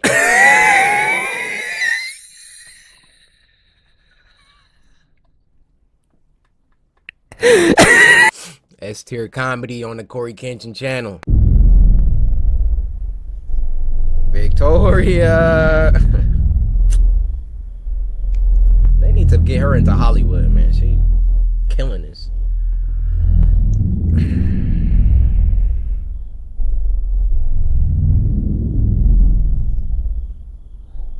Oh, she getting old. Hey, we all getting old. Oh, them lines coming in harsh though. Jeez, smoke cigarettes?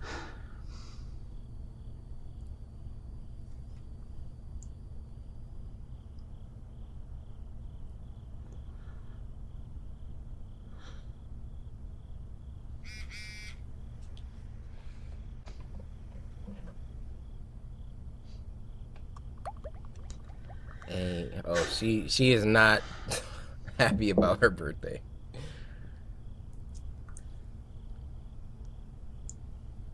Drink more water, you know, get some moisturizer.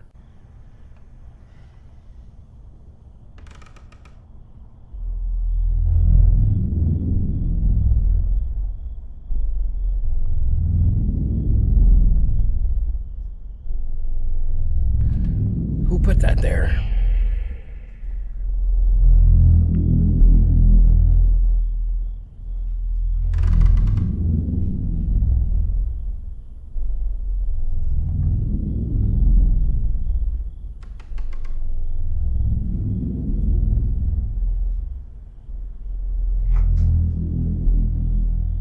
Let's see. Another year. You're growing older. Your bones are weak. You're feeling colder. Now make a wish and take a bite. Your greatest gift will come tonight. Ooh. Okay.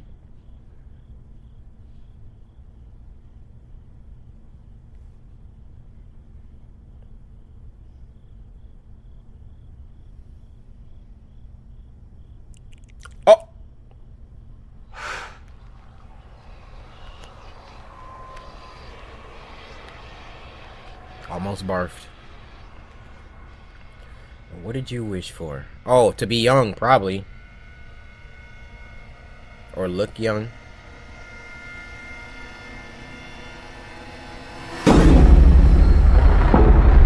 What?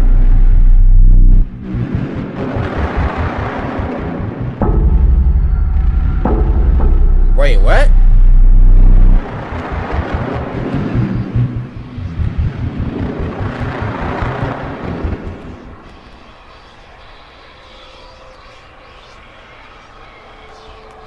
What made her dig in the cake 2 times?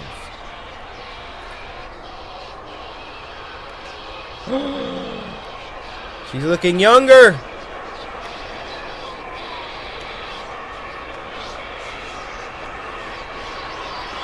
Oh, but not in real life. What the heck?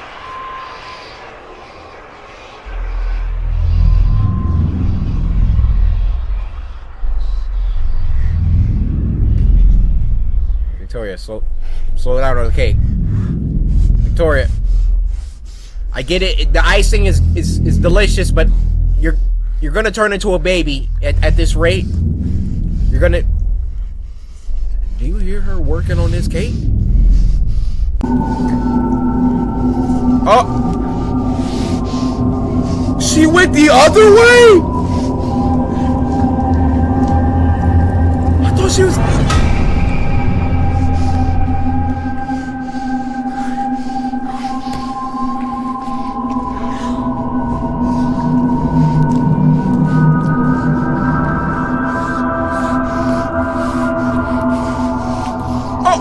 What?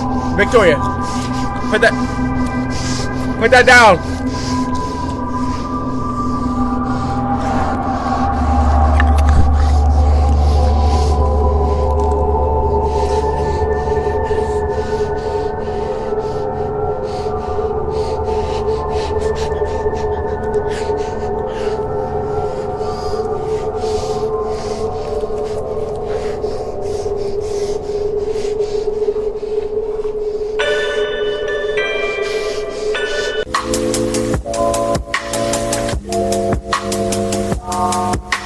Now the last one for this week, and it's a long one, is called A Manchester Horror Story, and it was uploaded by Llama Arts, who hasn't been on the channel for a while.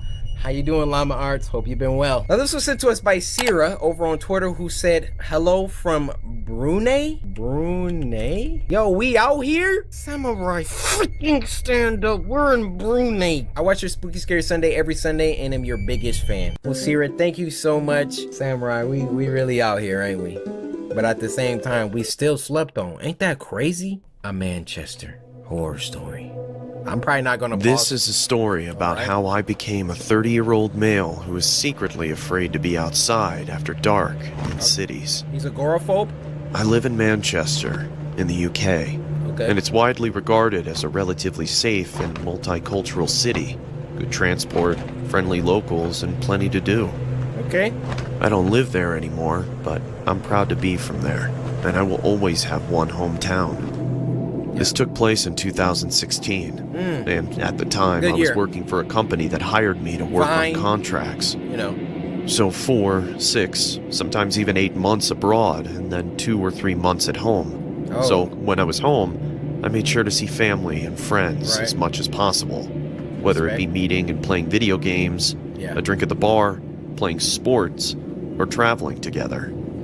The incident took place when I was on my way home after a night out drinking. What the freak? And I write this 4 years on since it happened. I still have PTSD from the incident, and think of this as my way of telling you all to be careful out there. Okay. As well as this being an opportunity for me to talk about it. Gash on his hand. Those who know Manchester know about its quite frankly amazing tram system. It's affordable and easy to understand. There is a tram station right near to my apartment, just outside the city center. I had been back in the country for 7 days and arranged to meet my friends in the city for a reunion of sorts. Drinking, dancing, and catching up. You know how that goes. Yeah, I do. It's important to note at this point that at the time, there was a homeless gentleman that adopted the tram stop near my apartment as his own.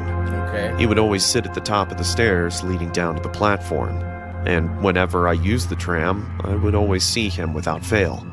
It had even gotten to the point where we exchanged a friendly nod to each other every time. Cool. But this time, on the way to the city to meet my friends, everything changed. What happened? On any normal occasion, he would be sitting under the shelter at the top of the stairs, either asking passersby for money or just saying hello. But as I approached the top of the stairs, around 20 to 30 meters away, I saw him. And he stood up straight, almost too straight, with his chest out, just glaring right at me I'm going the other way. menacing way.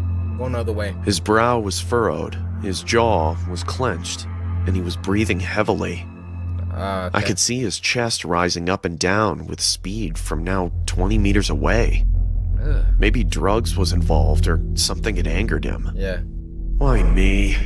I thought. Now, I'm not the biggest guy in the world. I'm 6 foot and athletic, but I don't believe violence is... 6 foot and athletic? Yeah, I'm not the biggest guy in the world. I'm only 6 foot. If you 6 foot getting bullied, try again. You're doing it wrong. I'm not the biggest guy in the world. I'm 6 foot and athletic, but I don't believe violence is the answer in any case. Hey, I too, but I'm sometimes you gotta resort to intimidated it. at all. Alright? The way this guy looked at me sent shivers down my spine. I immediately looked down after we made eye contact, and then looked ahead, because I thought maybe it was just a glance from him. I'm looking at you, Daniel. Then, I looked back at him again, when I was even closer and his eyes were still on me. Whoa! This time they were wide, and he looked unhinged like he was ready to attack. I looked away again. Y'all know what time it is.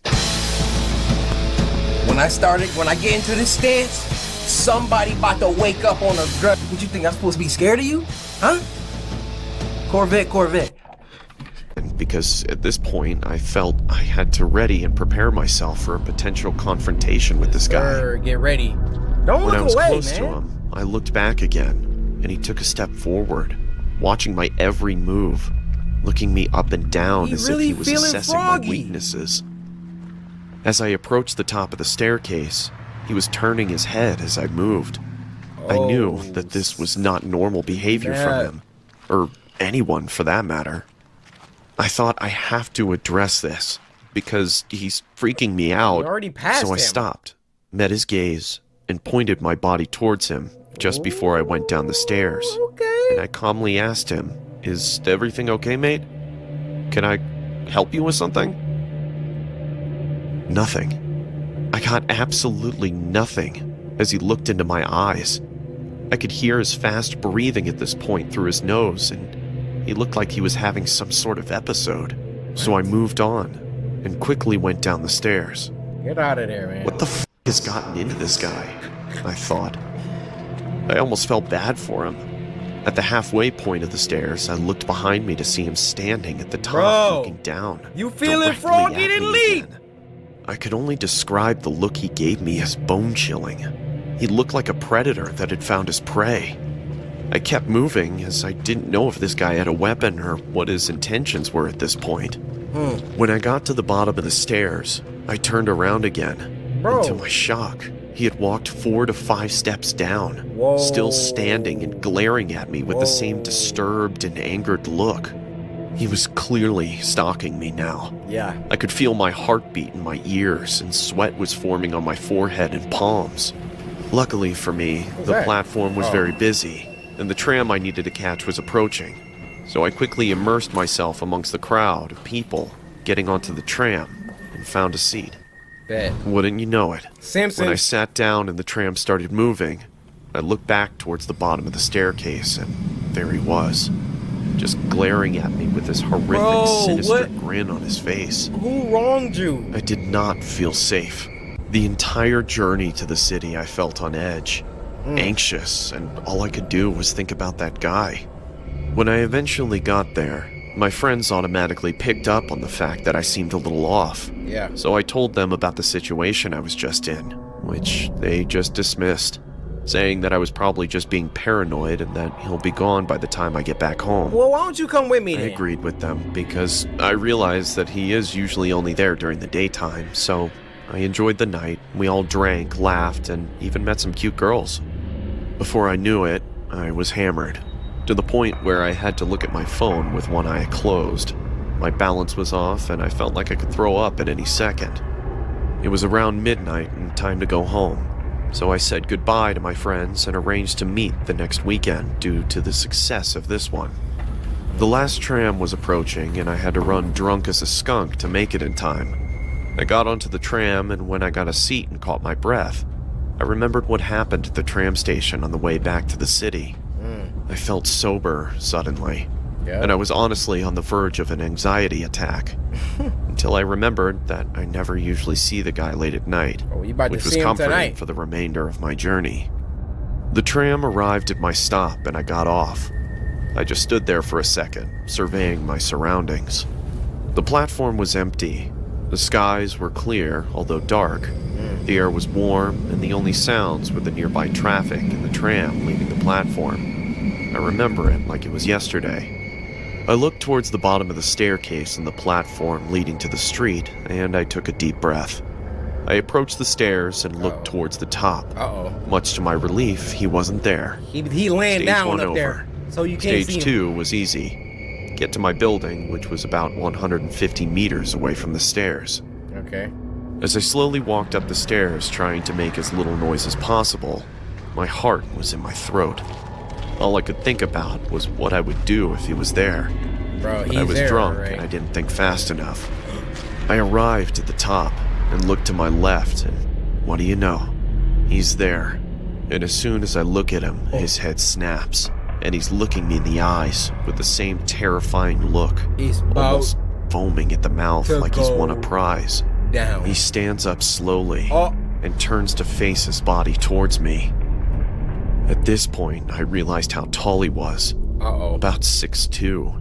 Huge gray and 2 inches dirty on you, beard. nothing. Almost skinny with a lean body type. I was almost pissing myself. So to break the tension, I just nodded at him and told him, "Good night, mate." And I walked on quickly towards my apartment. I suddenly heard a deep, hoarse voice say, "You got any spare change?" Loud and obnoxious. Which I turned and replied quickly whilst I was walking backwards. "No, mate. Sorry. Sorry. Have a good night, though." And walked on again. I was free, and my anxiety was disappearing. All I was thinking about was getting to my building as fast as possible.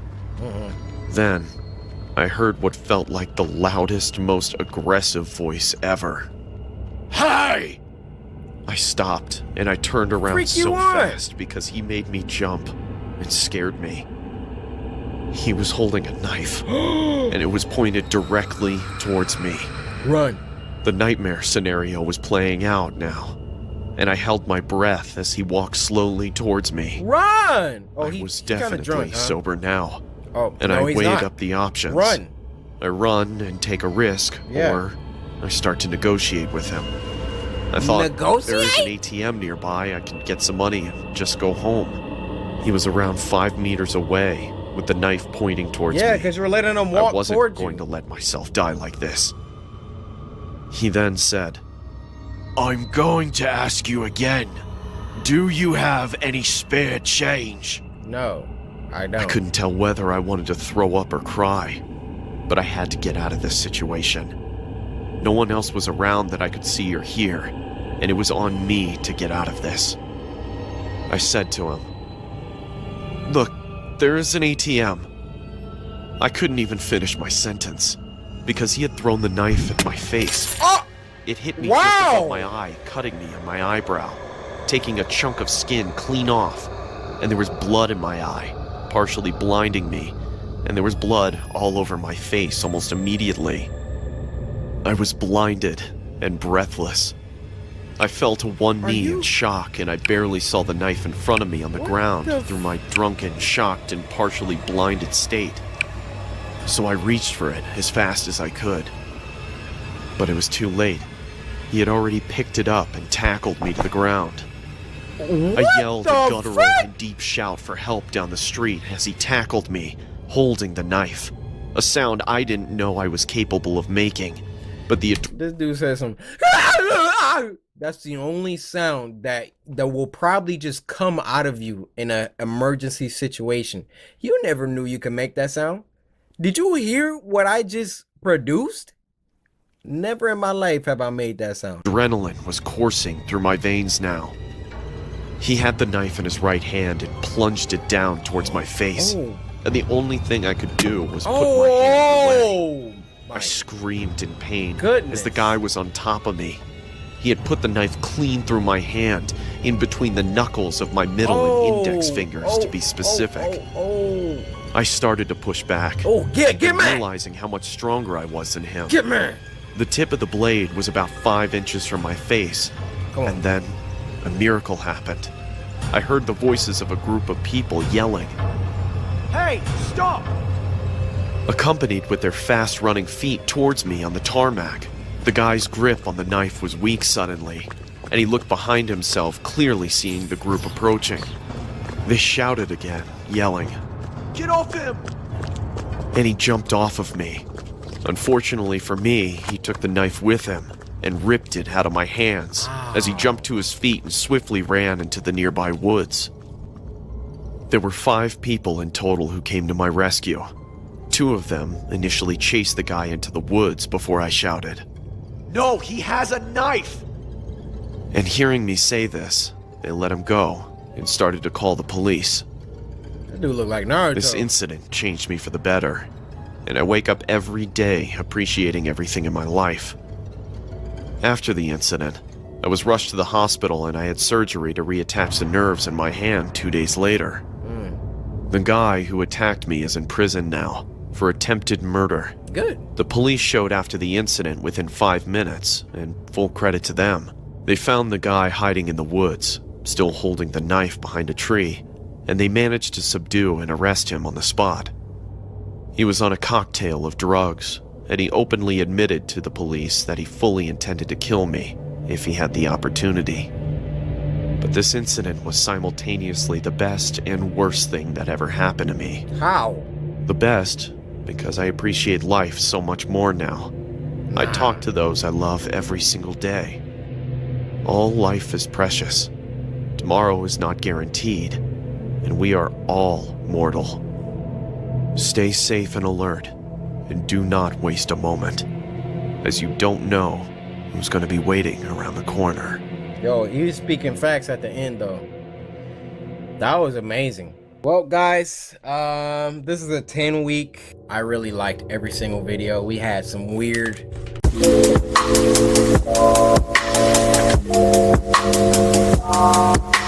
The first tweet of tonight comes from a Mr. Bridge, and he sends a story called The Sad Man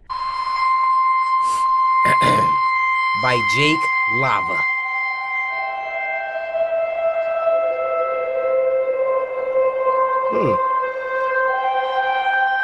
Very strange. Snowing just like it is out. What the frick did you send me, Bridge? Oh, heck no. Why is he floating away? This doesn't make sense. What? Yo, I don't know who toes can do that. I don't think that's natural.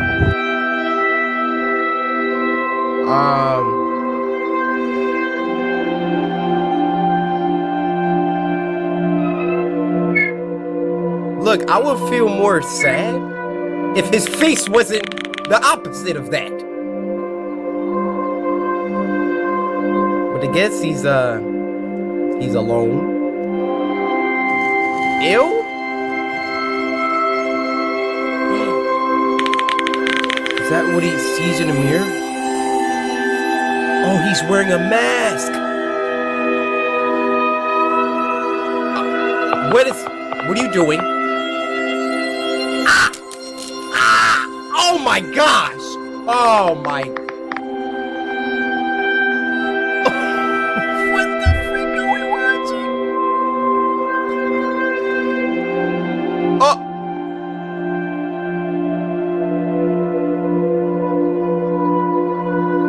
How did you get up like that, my boy? What are y'all sending me?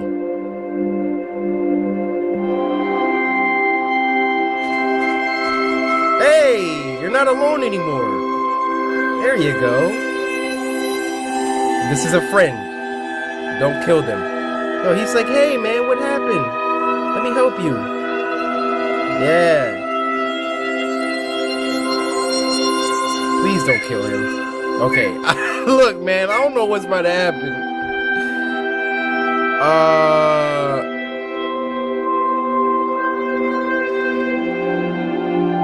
Is that a dead cat?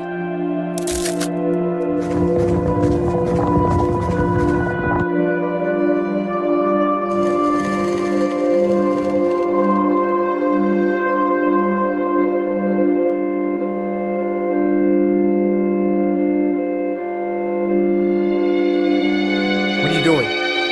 What are you doing? What the freak is that? Oh my gosh!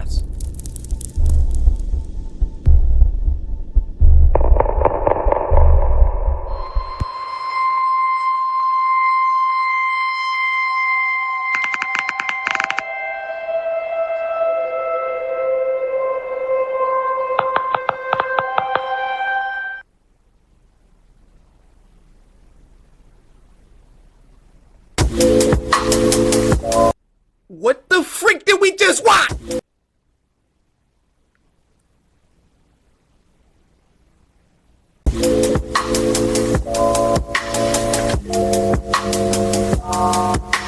Now, the last one for this week is called Fear Filter, and it was uploaded by Tracy Kleeman. Now, this was sent to us by Tommy the Hooded Barney on IG, with your long freaking Twitter name. Tommy, I want to say thank you, but I also got a question to ask. Is your last name Pickles?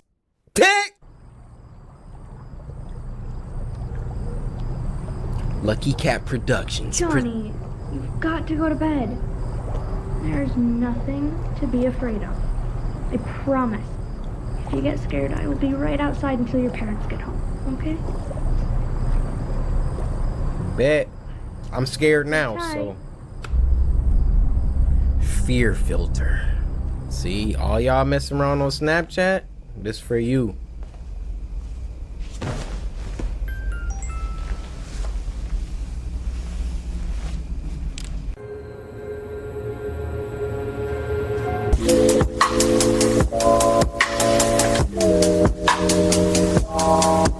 The last one for this week is called Pleasant Inn, and it was uploaded by David Romero. David Romero has a lot of good stuff, I'm noticing. Now, this was sent to us by Ronin Sean, who said, I'm also a fan of Goku. Well, if you're a fan of Goku, then you know what this move is called.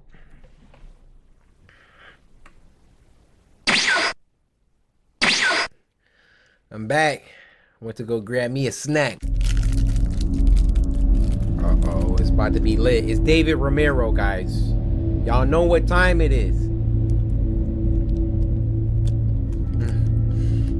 ASMR.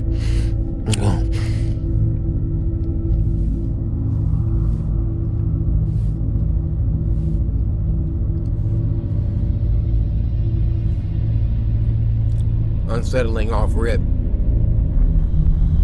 Nope, keep driving. That don't got nothing to do with me. What it? Karen, what are you doing? Karen, keep driving.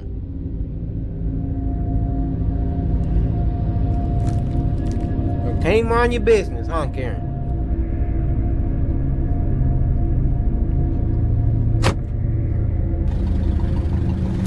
See, now you done gave the monster false hope. Now he coming after you, or she.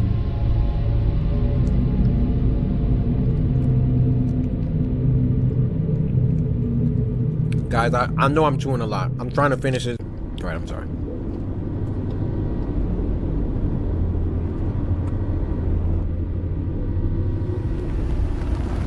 Plug it in.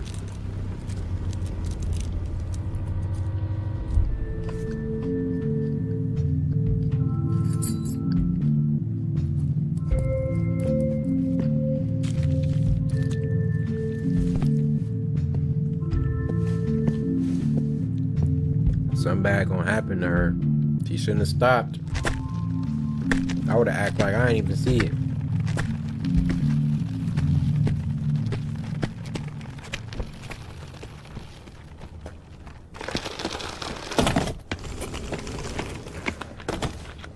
I love David's animation style. Hey! What's going on? What's the point of that? That character's gonna be important.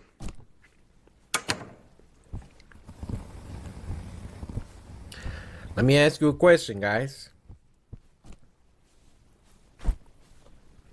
Hold on. Show it.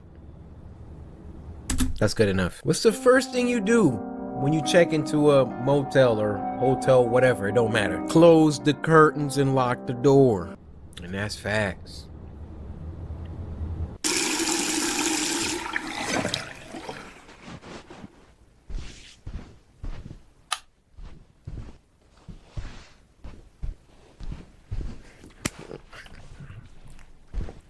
Y'all lucky I don't have long hair. I will be flexing it all the time. What's going on?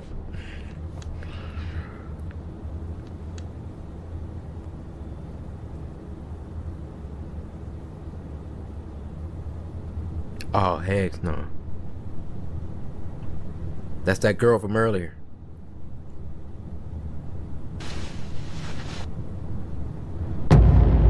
Oh!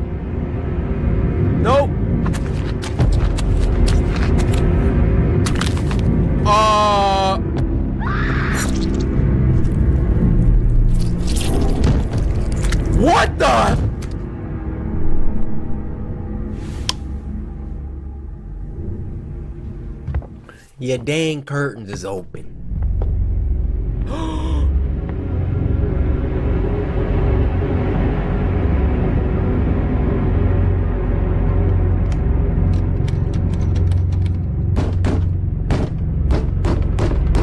Heck no!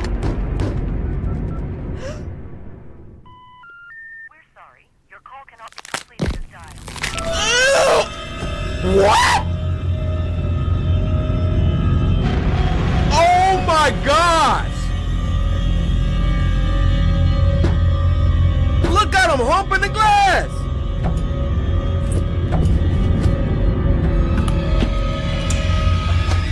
Yup. Look at him. Yup. Oh shoot. You got one shot, do not miss it. Woo! Oh my! That thing was moving way too fast. That's like them things from Resident Evil 2. I mean 3. Y'all know them things. Y'all know what I'm talking about. If you ain't on my series, I'm disappointed with you. That guy's head's gone. It's all because you stopped, lady.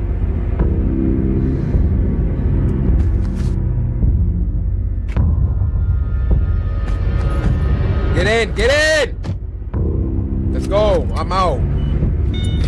Don't talk about it. Oh! Oh, but you could bust that glass on the first attempt. Oh, break! Oh, let's go. Let's go. I'm driving to Mexico.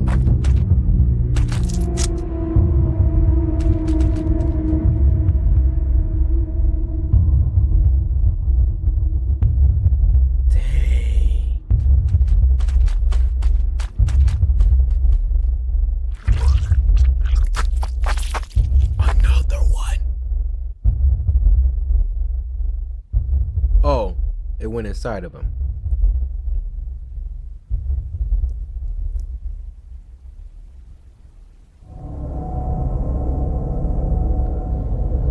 Heck, nah, man. I bet the next time you... See? Oh my gosh, he stopped.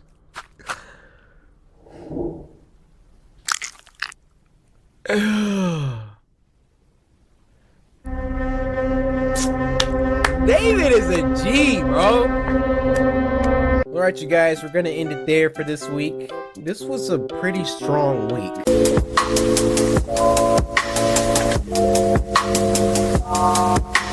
Now this next one is called Mario 64 RTX On, and it was uploaded by Hulapi, who coincidentally did the animation work for last week's episode featuring the Meat Canyon Pringles short. Now this was sent to us by Nipsey06, who said, "What's good, Cory? Bro, I'm not sure if this has been on a previous SSS, but this one is dope. Samurai since 2016. Samurai, stand up!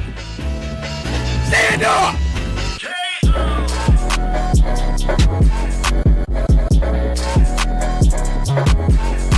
And I know you ain't even stand up, but you know what? Hey, I'm not even letting you contaminate my energy. Y'all always be in the comments, "I was on the toilet, how could I stand up?" Suck the boo-boo back in. It's a me, Mario. Ew. Oh, hello. Mamma mia. You kept me waiting. Have y'all ever stopped to wonder if Mario was a human, like a real life human, how that cartoonish physical appearance would translate to a real person? Don't save me. Don't. I'll figure it out. Yeah, you kept me waiting. My bad, bro. My bad. Never mind. We're going to have a lot of fun playing together. Before we jump in, though, how about you give Mario's mushroom schnoz a big old pull? What? What do you say? Was that? Oh, mamma mia. You're a superstar. Don't stop now. Whoa, hey, what's the rush? No, I gotta go I play the already game now. took care of Bowser.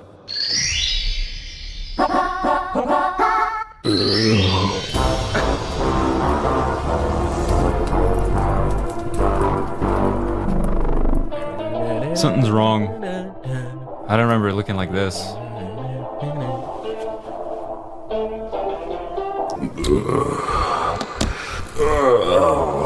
Hello? What are these noises?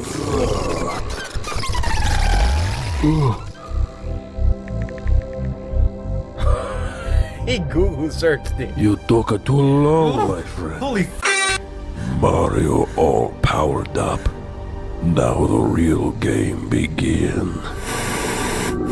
You're not even gonna run, huh?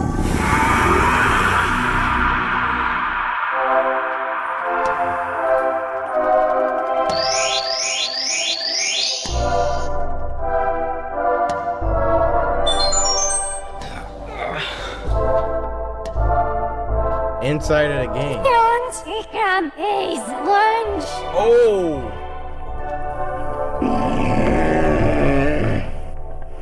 Why is Luigi on the ground?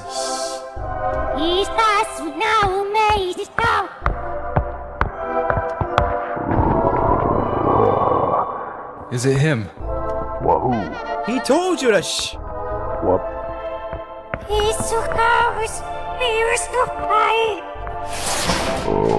Get in. Here we go.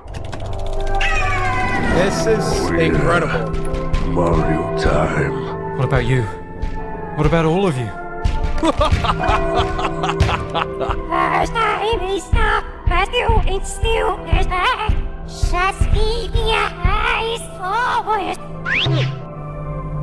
Yo, I'm jumping in.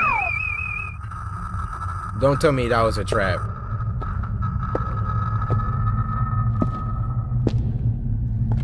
Tell me that wasn't a trap, dude. He really just put all his trust in the Toad.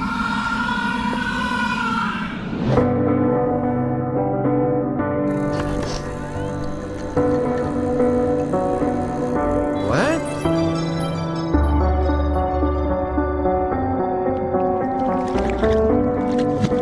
Oh no!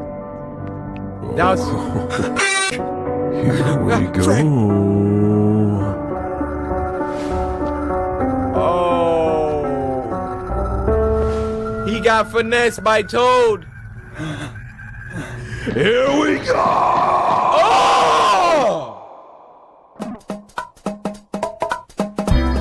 Hey. Who lobby? Hey. Hey. You killed that. You killed that. You killed that. I'm never playing a Mario game again.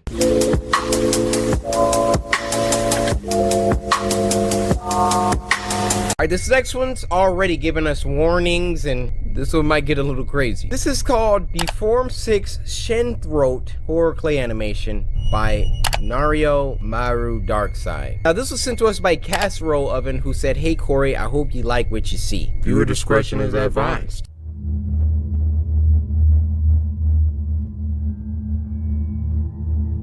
Horror clay animation.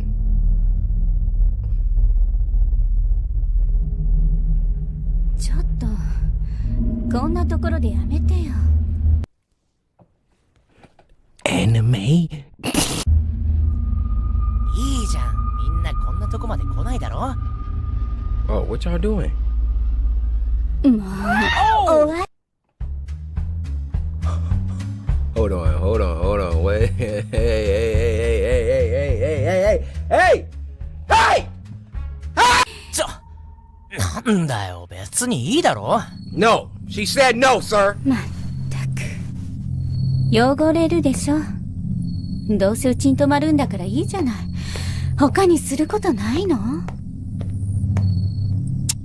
こんなところ、なんもあるわけねえじゃん。もう車に戻ろうぜ。Alright. Oi. だからカラオケにでも行きゃよかったんだよ。いた！くそ！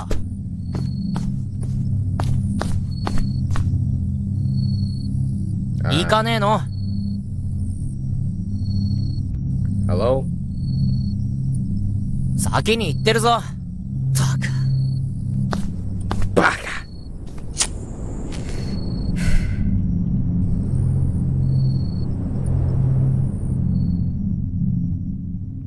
What's happening? へえ、そうなんだ。廃墟って初めてなんだよね。What just happened? あっちでもよかったかな。Oh. ん？ She's thinking about somebody else. What's that? 嫌だな。いつからいたの？あれね、違うの。すみませんが、家に帰ります。家に帰ります。すみません。すみませんでした。失礼します。Like, what are you doing sitting here talking to this monster? こっち来ない？風が気持ちいいよ。Come here? No. どうしたの？大丈夫？え？あ！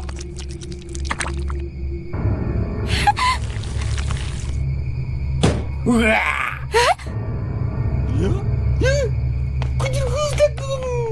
！What?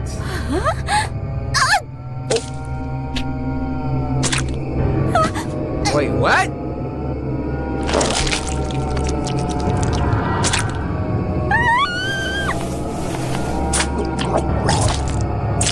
Get out of there, lady. Get out of there. No, no, no.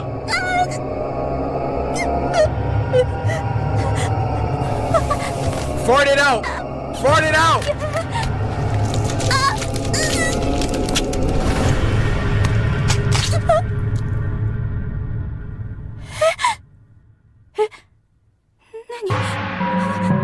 Wait, what? She's facing the other way.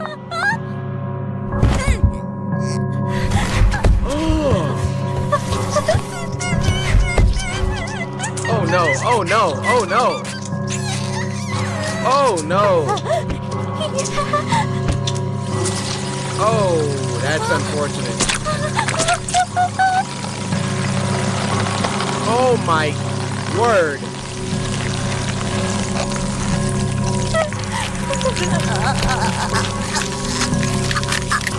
Ow. Ow.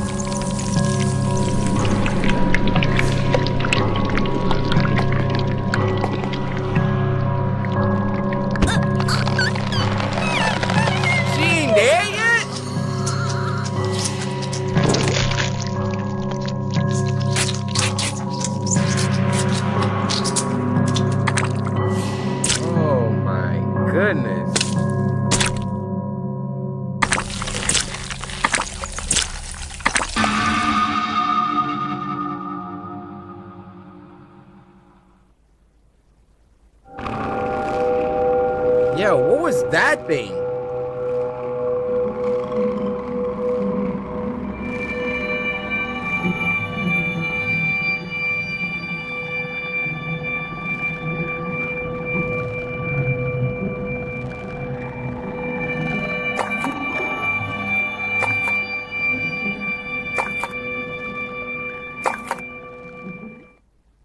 Nario Maru Darkside. That was some demented, twisted content, and I applaud you.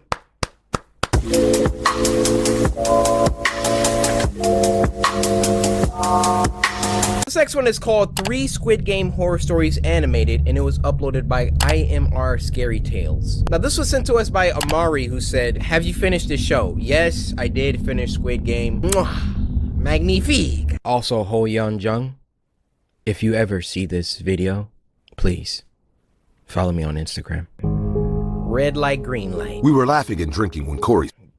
Cory, hold on. Serious? We were meant to watch this. Turn this down. He came at me kind of aggressive. We were laughing and drinking when Cory said, have you guys watched this movie? Oh! That's who I am? For real? Series called Squid Games. Yeah. I'm not a big fan of web series, as they take a lot of time to finish. No, I haven't, but everyone in my office was talking about it last week. Facts. What is it about? Jonah replied, Everybody it's basically a thriller where childhood games become dangerous in real life. Like someone who fails to play by the rules Hold on. gets killed. You mean to tell me you got that scrumptious chicken drum in your hand and you taking these baby bites? I see. What kind of childhood games? Well, like tug of war, marble games, and especially red light, green light. Yeah. Oh yes, I remember the last one. Didn't we used to play that a lot when we were kids? Everybody Hell did. yeah. Old memories started to come back again as we four childhood friends sat in my living room and laughed about it. Jonah, Cory, me, and Oliver all grew up in the same neighborhood, playing and studying together. With time, we all drifted apart, but somehow after 10 years, we have reunited once again. That's what's up. It was Oliver who made it all happen. He has always been the friend in need, no matter how much we pranked him in our childhood days. After 10 years, Oliver connected with each one of us, and we agreed to meet for a house party in my Los Angeles. Y'all see where this is going, right? They used to prank Oliver all the time when they were little. Yo, look who fell asleep first. Prank him, John. You already know. Oliver said, I'm growing up now. Why don't y'all come through to the crib? He about to kill all of them. Look As at we his all eyes. sat together with delicious dishes and drinks, we started cherishing each other's company once again. While we talked about the Squid Games, Oliver interrupted saying, do you guys remember how you used to slap me on the head when playing red light, green light? Jonah took a big bite of a chicken leg and said, you mean that statue game, right? That's what I've been telling you guys. Cory replied, I felt a bit embarrassed because we really did bully Oliver a lot when he was a kid. Y'all about to die. He used to be chubby back then, and we always found a way to make him the one calling out so that we can play the game and slap him on the head after reaching the finish line. Rude. I laughed awkwardly and said, yeah, we were such stupid and mean kids back then. Oliver smiled and again said, well, it's fine. I never minded. Suddenly, Jonah got up and slapped him on the head, saying, of course not. You never had a mind, bro. Cory laughed out loud, but I didn't like this joke at all. I told him he was drunk and crossing a line, which he shouldn't. I could see a wave of repressed anger lurking in Oliver's face, Y'all but dead. he didn't say anything. Y'all dead. He just got up and went to the kitchen to get more drinks. As soon as he was out of sight, I yelled at Jonah and Cory, guys, we aren't kids anymore. Oliver took the initiative, bringing us back again. Please, respect him. Right. I knew they ignored my lecture on how to treat Oliver. I got up and went to the kitchen to help him. Dude. He was standing near the fridge. I said in a calm voice, don't mind them. They have always been jerks. I apologize on their behalf, man. He trying not to It's die. fine. I am happy to see you change. You might be the lucky one tonight. What do you mean by that? What? I have a surprise for you guys. Oh, no. Come on, let's go. Oh, no. Saying this, he walked away and I followed him with I gotta mixed go. feelings. Oliver stood in the middle of the living room and said, I have a hidden gift for you guys inside this house. We will play a little game until one of you finds it. Word? We all looked at him with surprise, not knowing what the hell he was trying to do. He said, I'll turn off the power and it'll become dark. Then you all will split up looking for that gift. Trust me, you won't be disappointed when you find it. Ooh. The winner will leave with an exciting prize. What do you say? Shall we play? Well, there's nothing wrong with going back to our childhood days. I don't mind either. Let's do it then. Yeah, Cory, you about to Oliver freaking went to the die. main switch and turned off the power. My two-story fancy house sunk in darkness in just a wink. I was so confused because I couldn't even tell when Oliver planned all this. Actually, we did ignore him the entire evening like we always did. Wow. Maybe he used that opportunity to set it all up. Oliver stood in the dark and said, remember, you can move the entire night until you hear red light from me. So, let the game begin. I lit up 3 candles and handed them to each one of us. Okay. I asked him, what about his candle? He replied, I can see in the dark pretty well. Word? It will make things even more exciting. We split up I'm and started scared, to search the dude. house for I'm the scared gift for that them. Oliver has kept for us. I went straight to my bedroom upstairs and was looking for the thing when I heard Oliver say, red light. I became a statue immediately. I was sure Jonah... Yo, he outside of the house with a sniper. He got a night vision scope on there. He is outside of the house like these. Cory did the same too. 10 minutes went by, and I suddenly heard a metal vase falling on the floor. 10 minutes? I heard Cory saying, "Jonah, please don't break things." I couldn't help but laugh, thinking she's out of the game and has spoken in statue mode. More time went by, and I expected Cory to argue her way out to get back in the game. But I didn't hear her say anything after that. Oliver yelled again, "Green light!" I made my way downstairs. I was about to take the last step. They were frozen for 10 minutes? And whispered, "Paul, call 911, please." What? Oliver has gone mad. I saw in the dim candlelight, it was Jonah. His face was like a white sheet. "What are you saying?" I asked. "Oliver, he is following the Squid Game theme. Call 911. We must get out of this house." Jonah was about to say more when we heard Oliver's voice from a close distance. "Red light." Close distance? He entered our room with Cory's candle in hand and stopped. He lifted his other hand, and what I saw made my heart jump right out of my chest. He was holding Cory's severed head. Oh, what? See? Y'all notice who died first, right?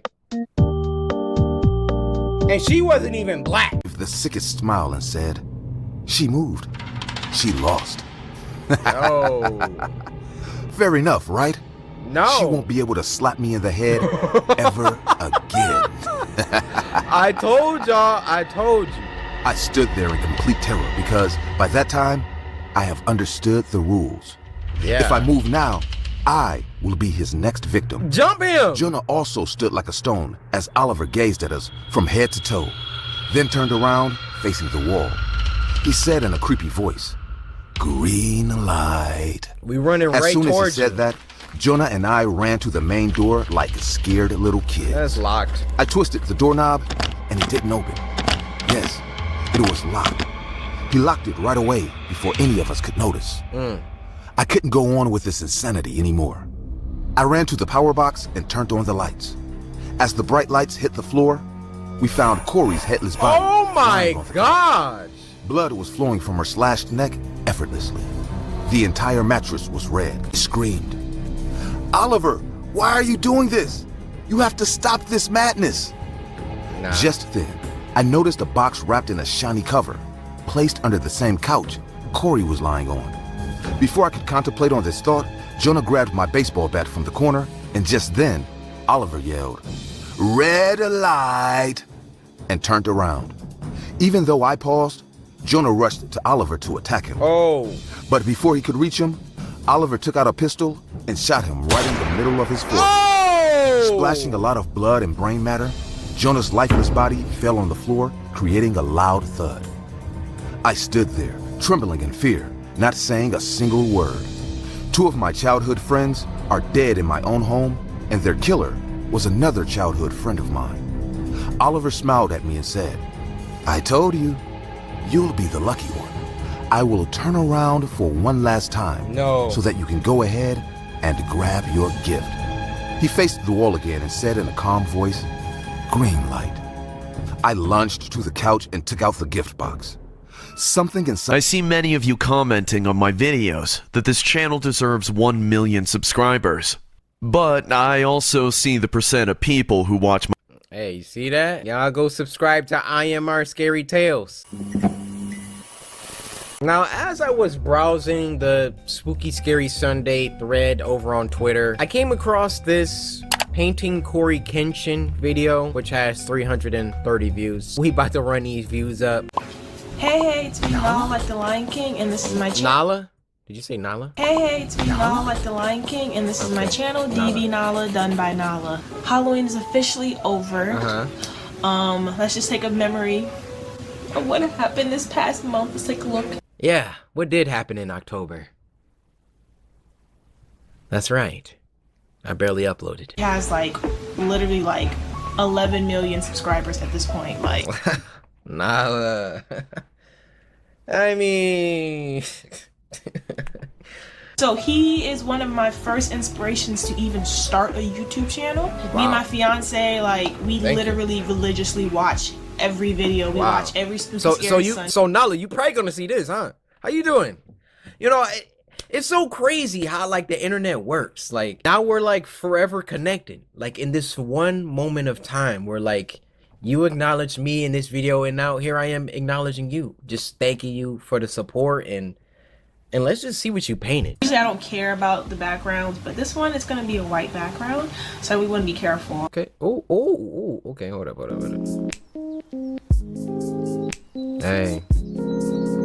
Hey, is this copyright, Nyla? Hold on. Listen. Okay, so far I was going in nervous. I'm really proud of where I'm at. Nyla, we're all proud of you as well. Yeah, you know, I'm not mad at it. I'm not excited that much about it, but it wasn't gonna. Nyla, what are you talking about? You think? Don't make me come through this screen. Hey, my headphone getting snugged on the. We got Momo over there. We got a couple expressions. You are not a robot. Did I say that? I don't remember, but it sounds like something that I would say. Fantastic work, Nyla.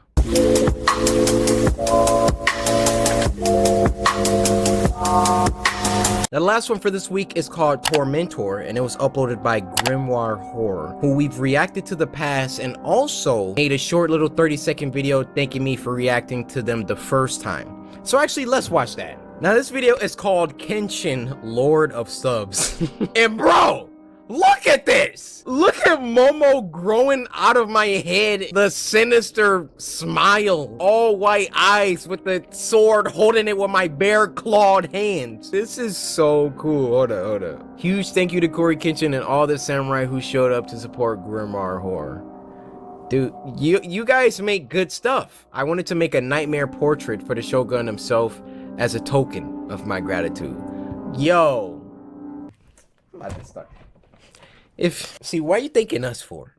You make good stuff. We just came to watch it and acknowledge it. You were slept on. You were underrated. And now we about to send more love your way. Painting skills off the change. Can't wait to share more nightmares with this new family. Yo. Fire. All right, back to Tormentor. This was sent to us by Cowboy Miles, who said, "Hey Cory, this video really creeped me out and I think you will like it. Have a good day." Grimoire Horror.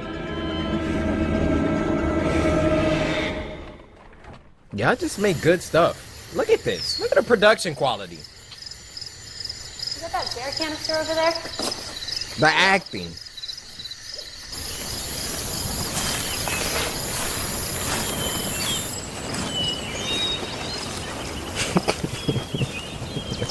I'm gonna keep it to myself.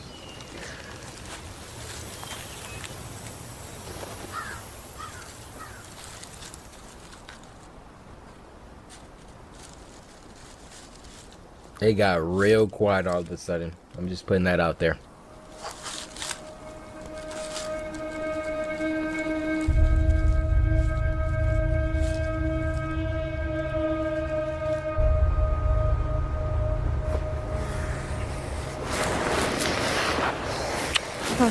Hey. What's going on here?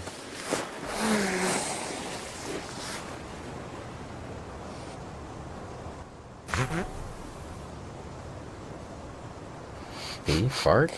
Eric, what the f? Stay over on that side of the tent. This side smells bad. No, stop. Get out. How you gonna fart in a tent? How selfish are you? Black Air Force activity, bro. What was that?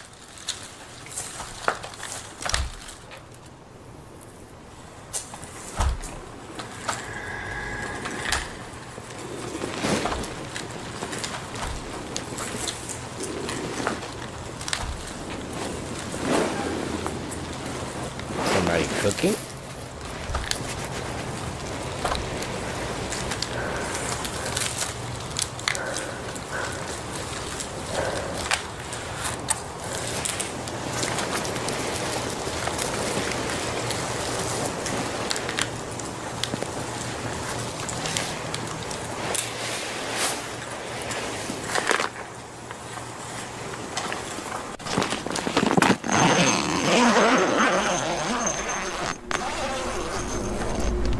Loud.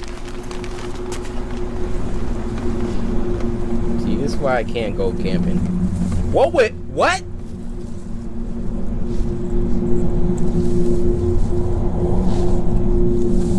is over there doing his stanky leg?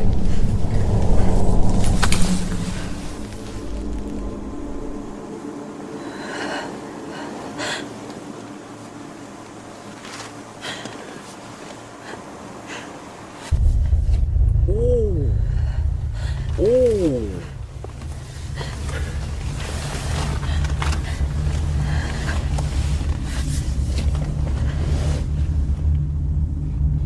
Time to get up, Aaron. What you finna do? Hello? Why?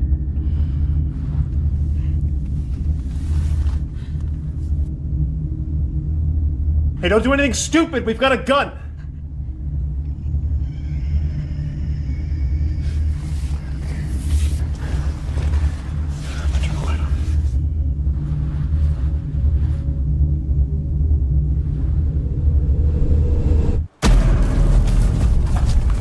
Dang! Here we go.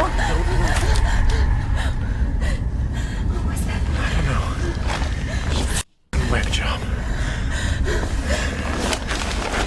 No, don't split up. Stay here. I'm gonna check it out. It's gonna be okay. People, please iterate to me down in the chat what transpires when there is a splitting of the party in horror films. Let's split up. Hey, wait here. I'll be right back.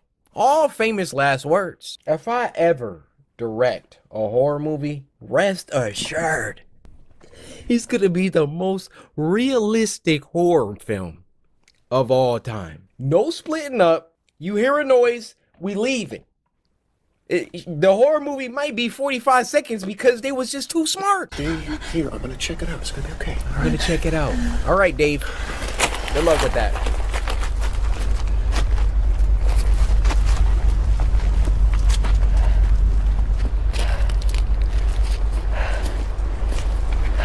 Let's see how well this goes for you. Excuse me, Aaron. Aaron, I don't know where Dave came from.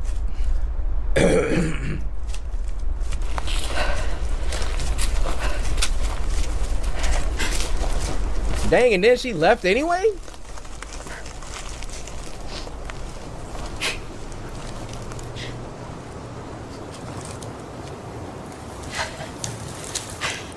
What? He's gone that quick? Eric? Oh, Eric or Aaron? Whatever his name is, he dead. Eric!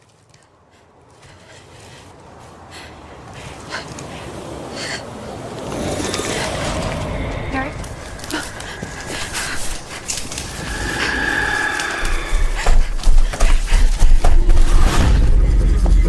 Look how heavy these footsteps are!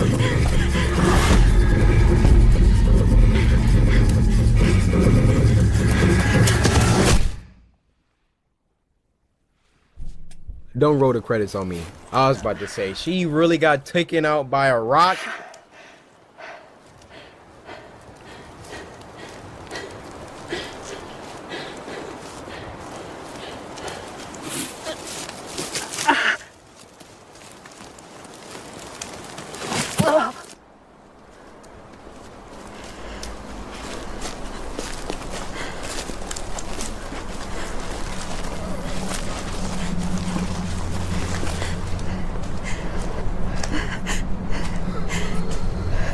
Oh, Eric.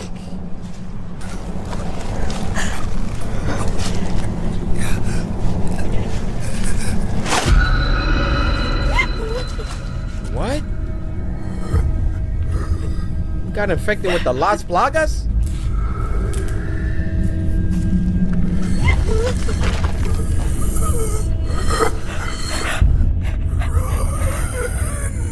Are his eyeballs gone?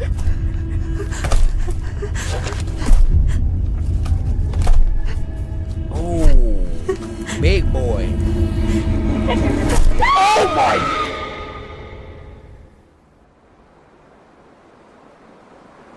I didn't expect her to just...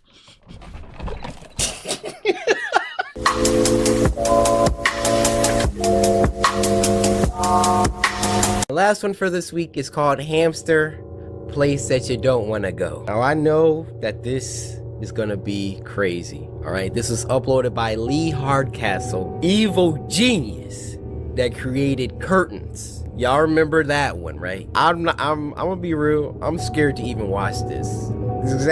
That man is crazy. This was sent to us by J2 Cold. Jay, you a goon for sending this. That's all I gotta say to you. Yeah, this kid got some hamster from somewhere without permission. He's way too young to be taken care of. A hamster in there freaking. The freak is going on? Does really do that?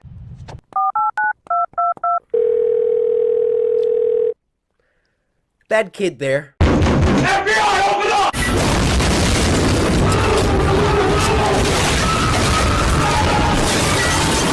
This was basically a claymation on how not to take care of your pets. Like on Finding Nemo, girl had a goldfish in her bag. Oh my gosh! This week was alright, guys. You've done better though. There were some good stories in there. There was a lot of them, but all of them were pretty short. For next week, I want to be petrified, terrified, and paralyzed by the end of the episode. Send me something that I'm just gonna be vomiting at the end. Okay, maybe not that disturbing. Go to Twitter at CoryKenshin, hashtag Spooky Scary Sunday, and send in some videos for next week. So that being said, hopefully you guys enjoyed. If you did, be sure to samurai, slice that like button, subscribe today to join the samurai, and until next time, my brothers and sisters. Okay, by now, I'm sure 99% of you have already clicked off the video.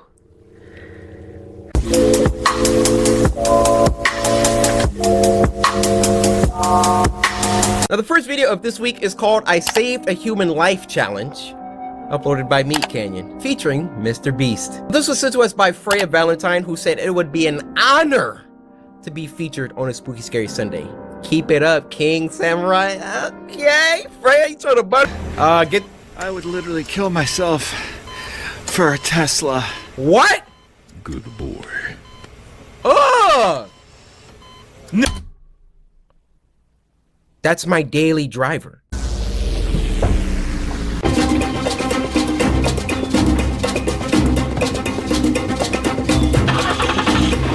I feel attacked.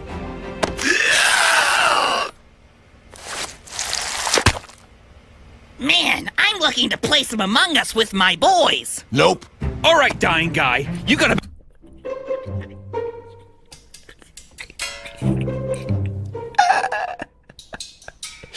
Bro, why they adding all of my sound effects, man? 20 more seconds to find the key. Oh, what seems to be going on in here? Oh my God, it's Mr. Beast! No, get them out of there! 1 million subs. Oh man, this is awesome. Always great to hear. Here's $5,000, and we just planted 2,000 trees outside of Liberty, Missouri, in your name. Thanks for being a fan. Bye-bye. Hey, I'm surprised he didn't kill him. I got it. I got the Tesla key. He's about to die. Congrats on your new car. My dude's still dabbing back there. Unfortunately, you won't be able to get a new heart, and you're still on track to die in about 2 weeks. But don't worry. We will be planting 2,000 trees outside of Liberty, Missouri in your name. Also, we'll be planting 1,000 trees for every million views this video gets. So please share, like, and comment, and rewatch this so we can keep this brave man's legacy alive. Well, I have a donor coming out of state to bring me a new heart in a few days, so I think I should recover okay. Uh-oh. Bruh. Uh-oh.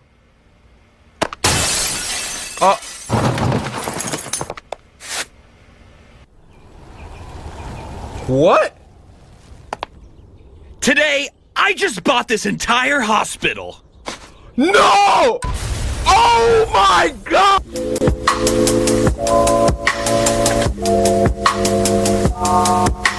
Now the next one is called Ignore It, and it was uploaded by Grimoire Horror. Now this was sent to us by Mariah, who said, I love your videos, man. You deserve much love. I'm blessed to be a part of this family. No, Mariah, I'm gonna stop you there. See, this family is blessed to have you. Stop it.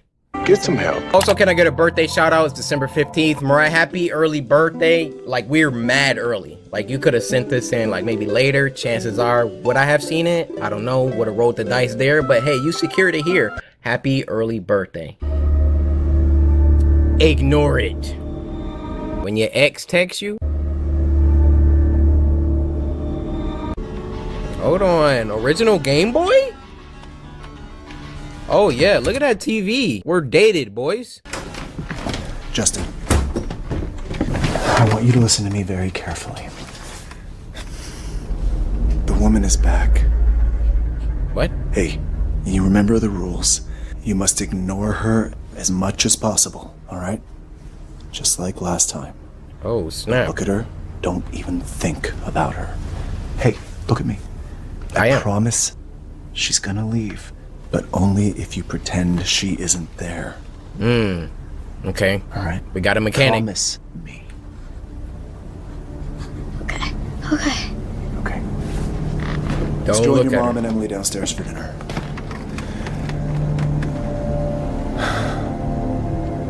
Now stay focused. Why does his door have the detective glass? Okay, don't look at her. Simple enough. Was that her?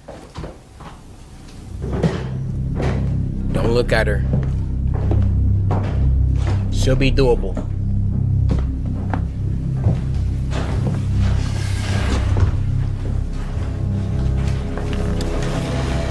Is that? Oh, okay. I thought that was her. Her.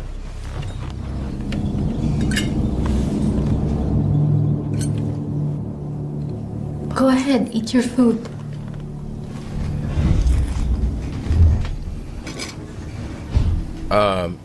Y'all gonna talk about those noises upstairs, or?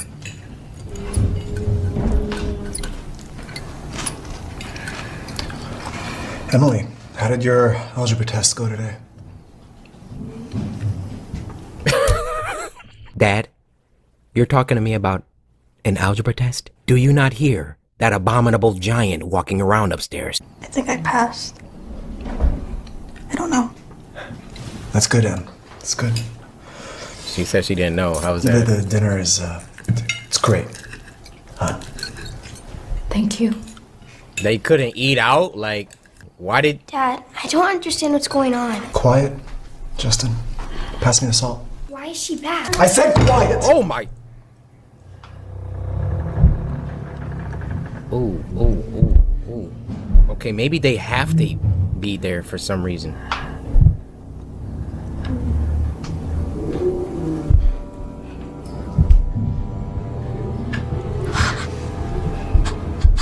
Brian, we have to do something.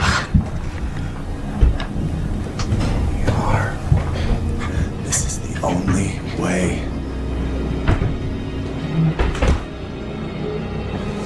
My goodness. Why is it so dark behind him? Oh. Just ignore it, Justin. What is it? Oh. He looking at the reflection. Oh! She looked like Samara from The Ring.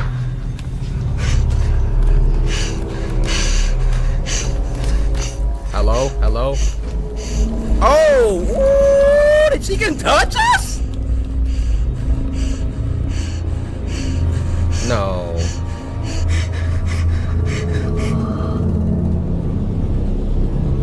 Dad? It's okay, honey. Just finish everything off your plate.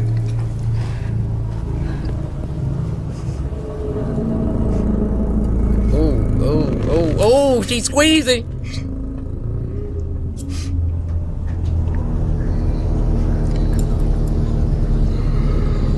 Bruh, I'm not eating my whole dinner like this. Mom, do something! I can't keep doing this.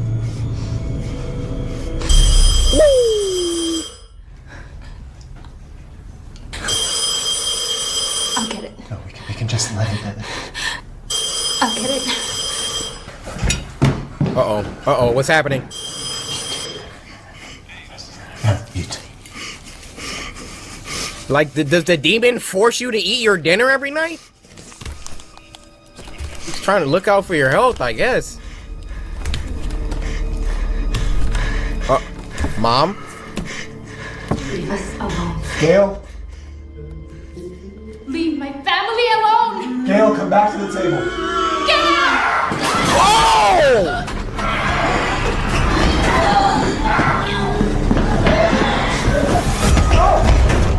No! No! Leave her alone! Why would she fight her? Oh, she dead. Oh, you hear the bones cracking? Back to the table!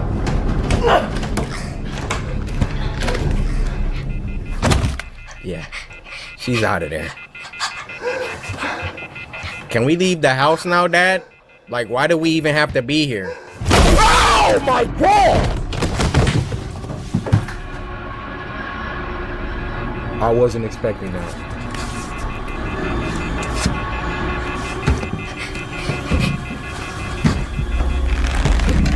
Oh.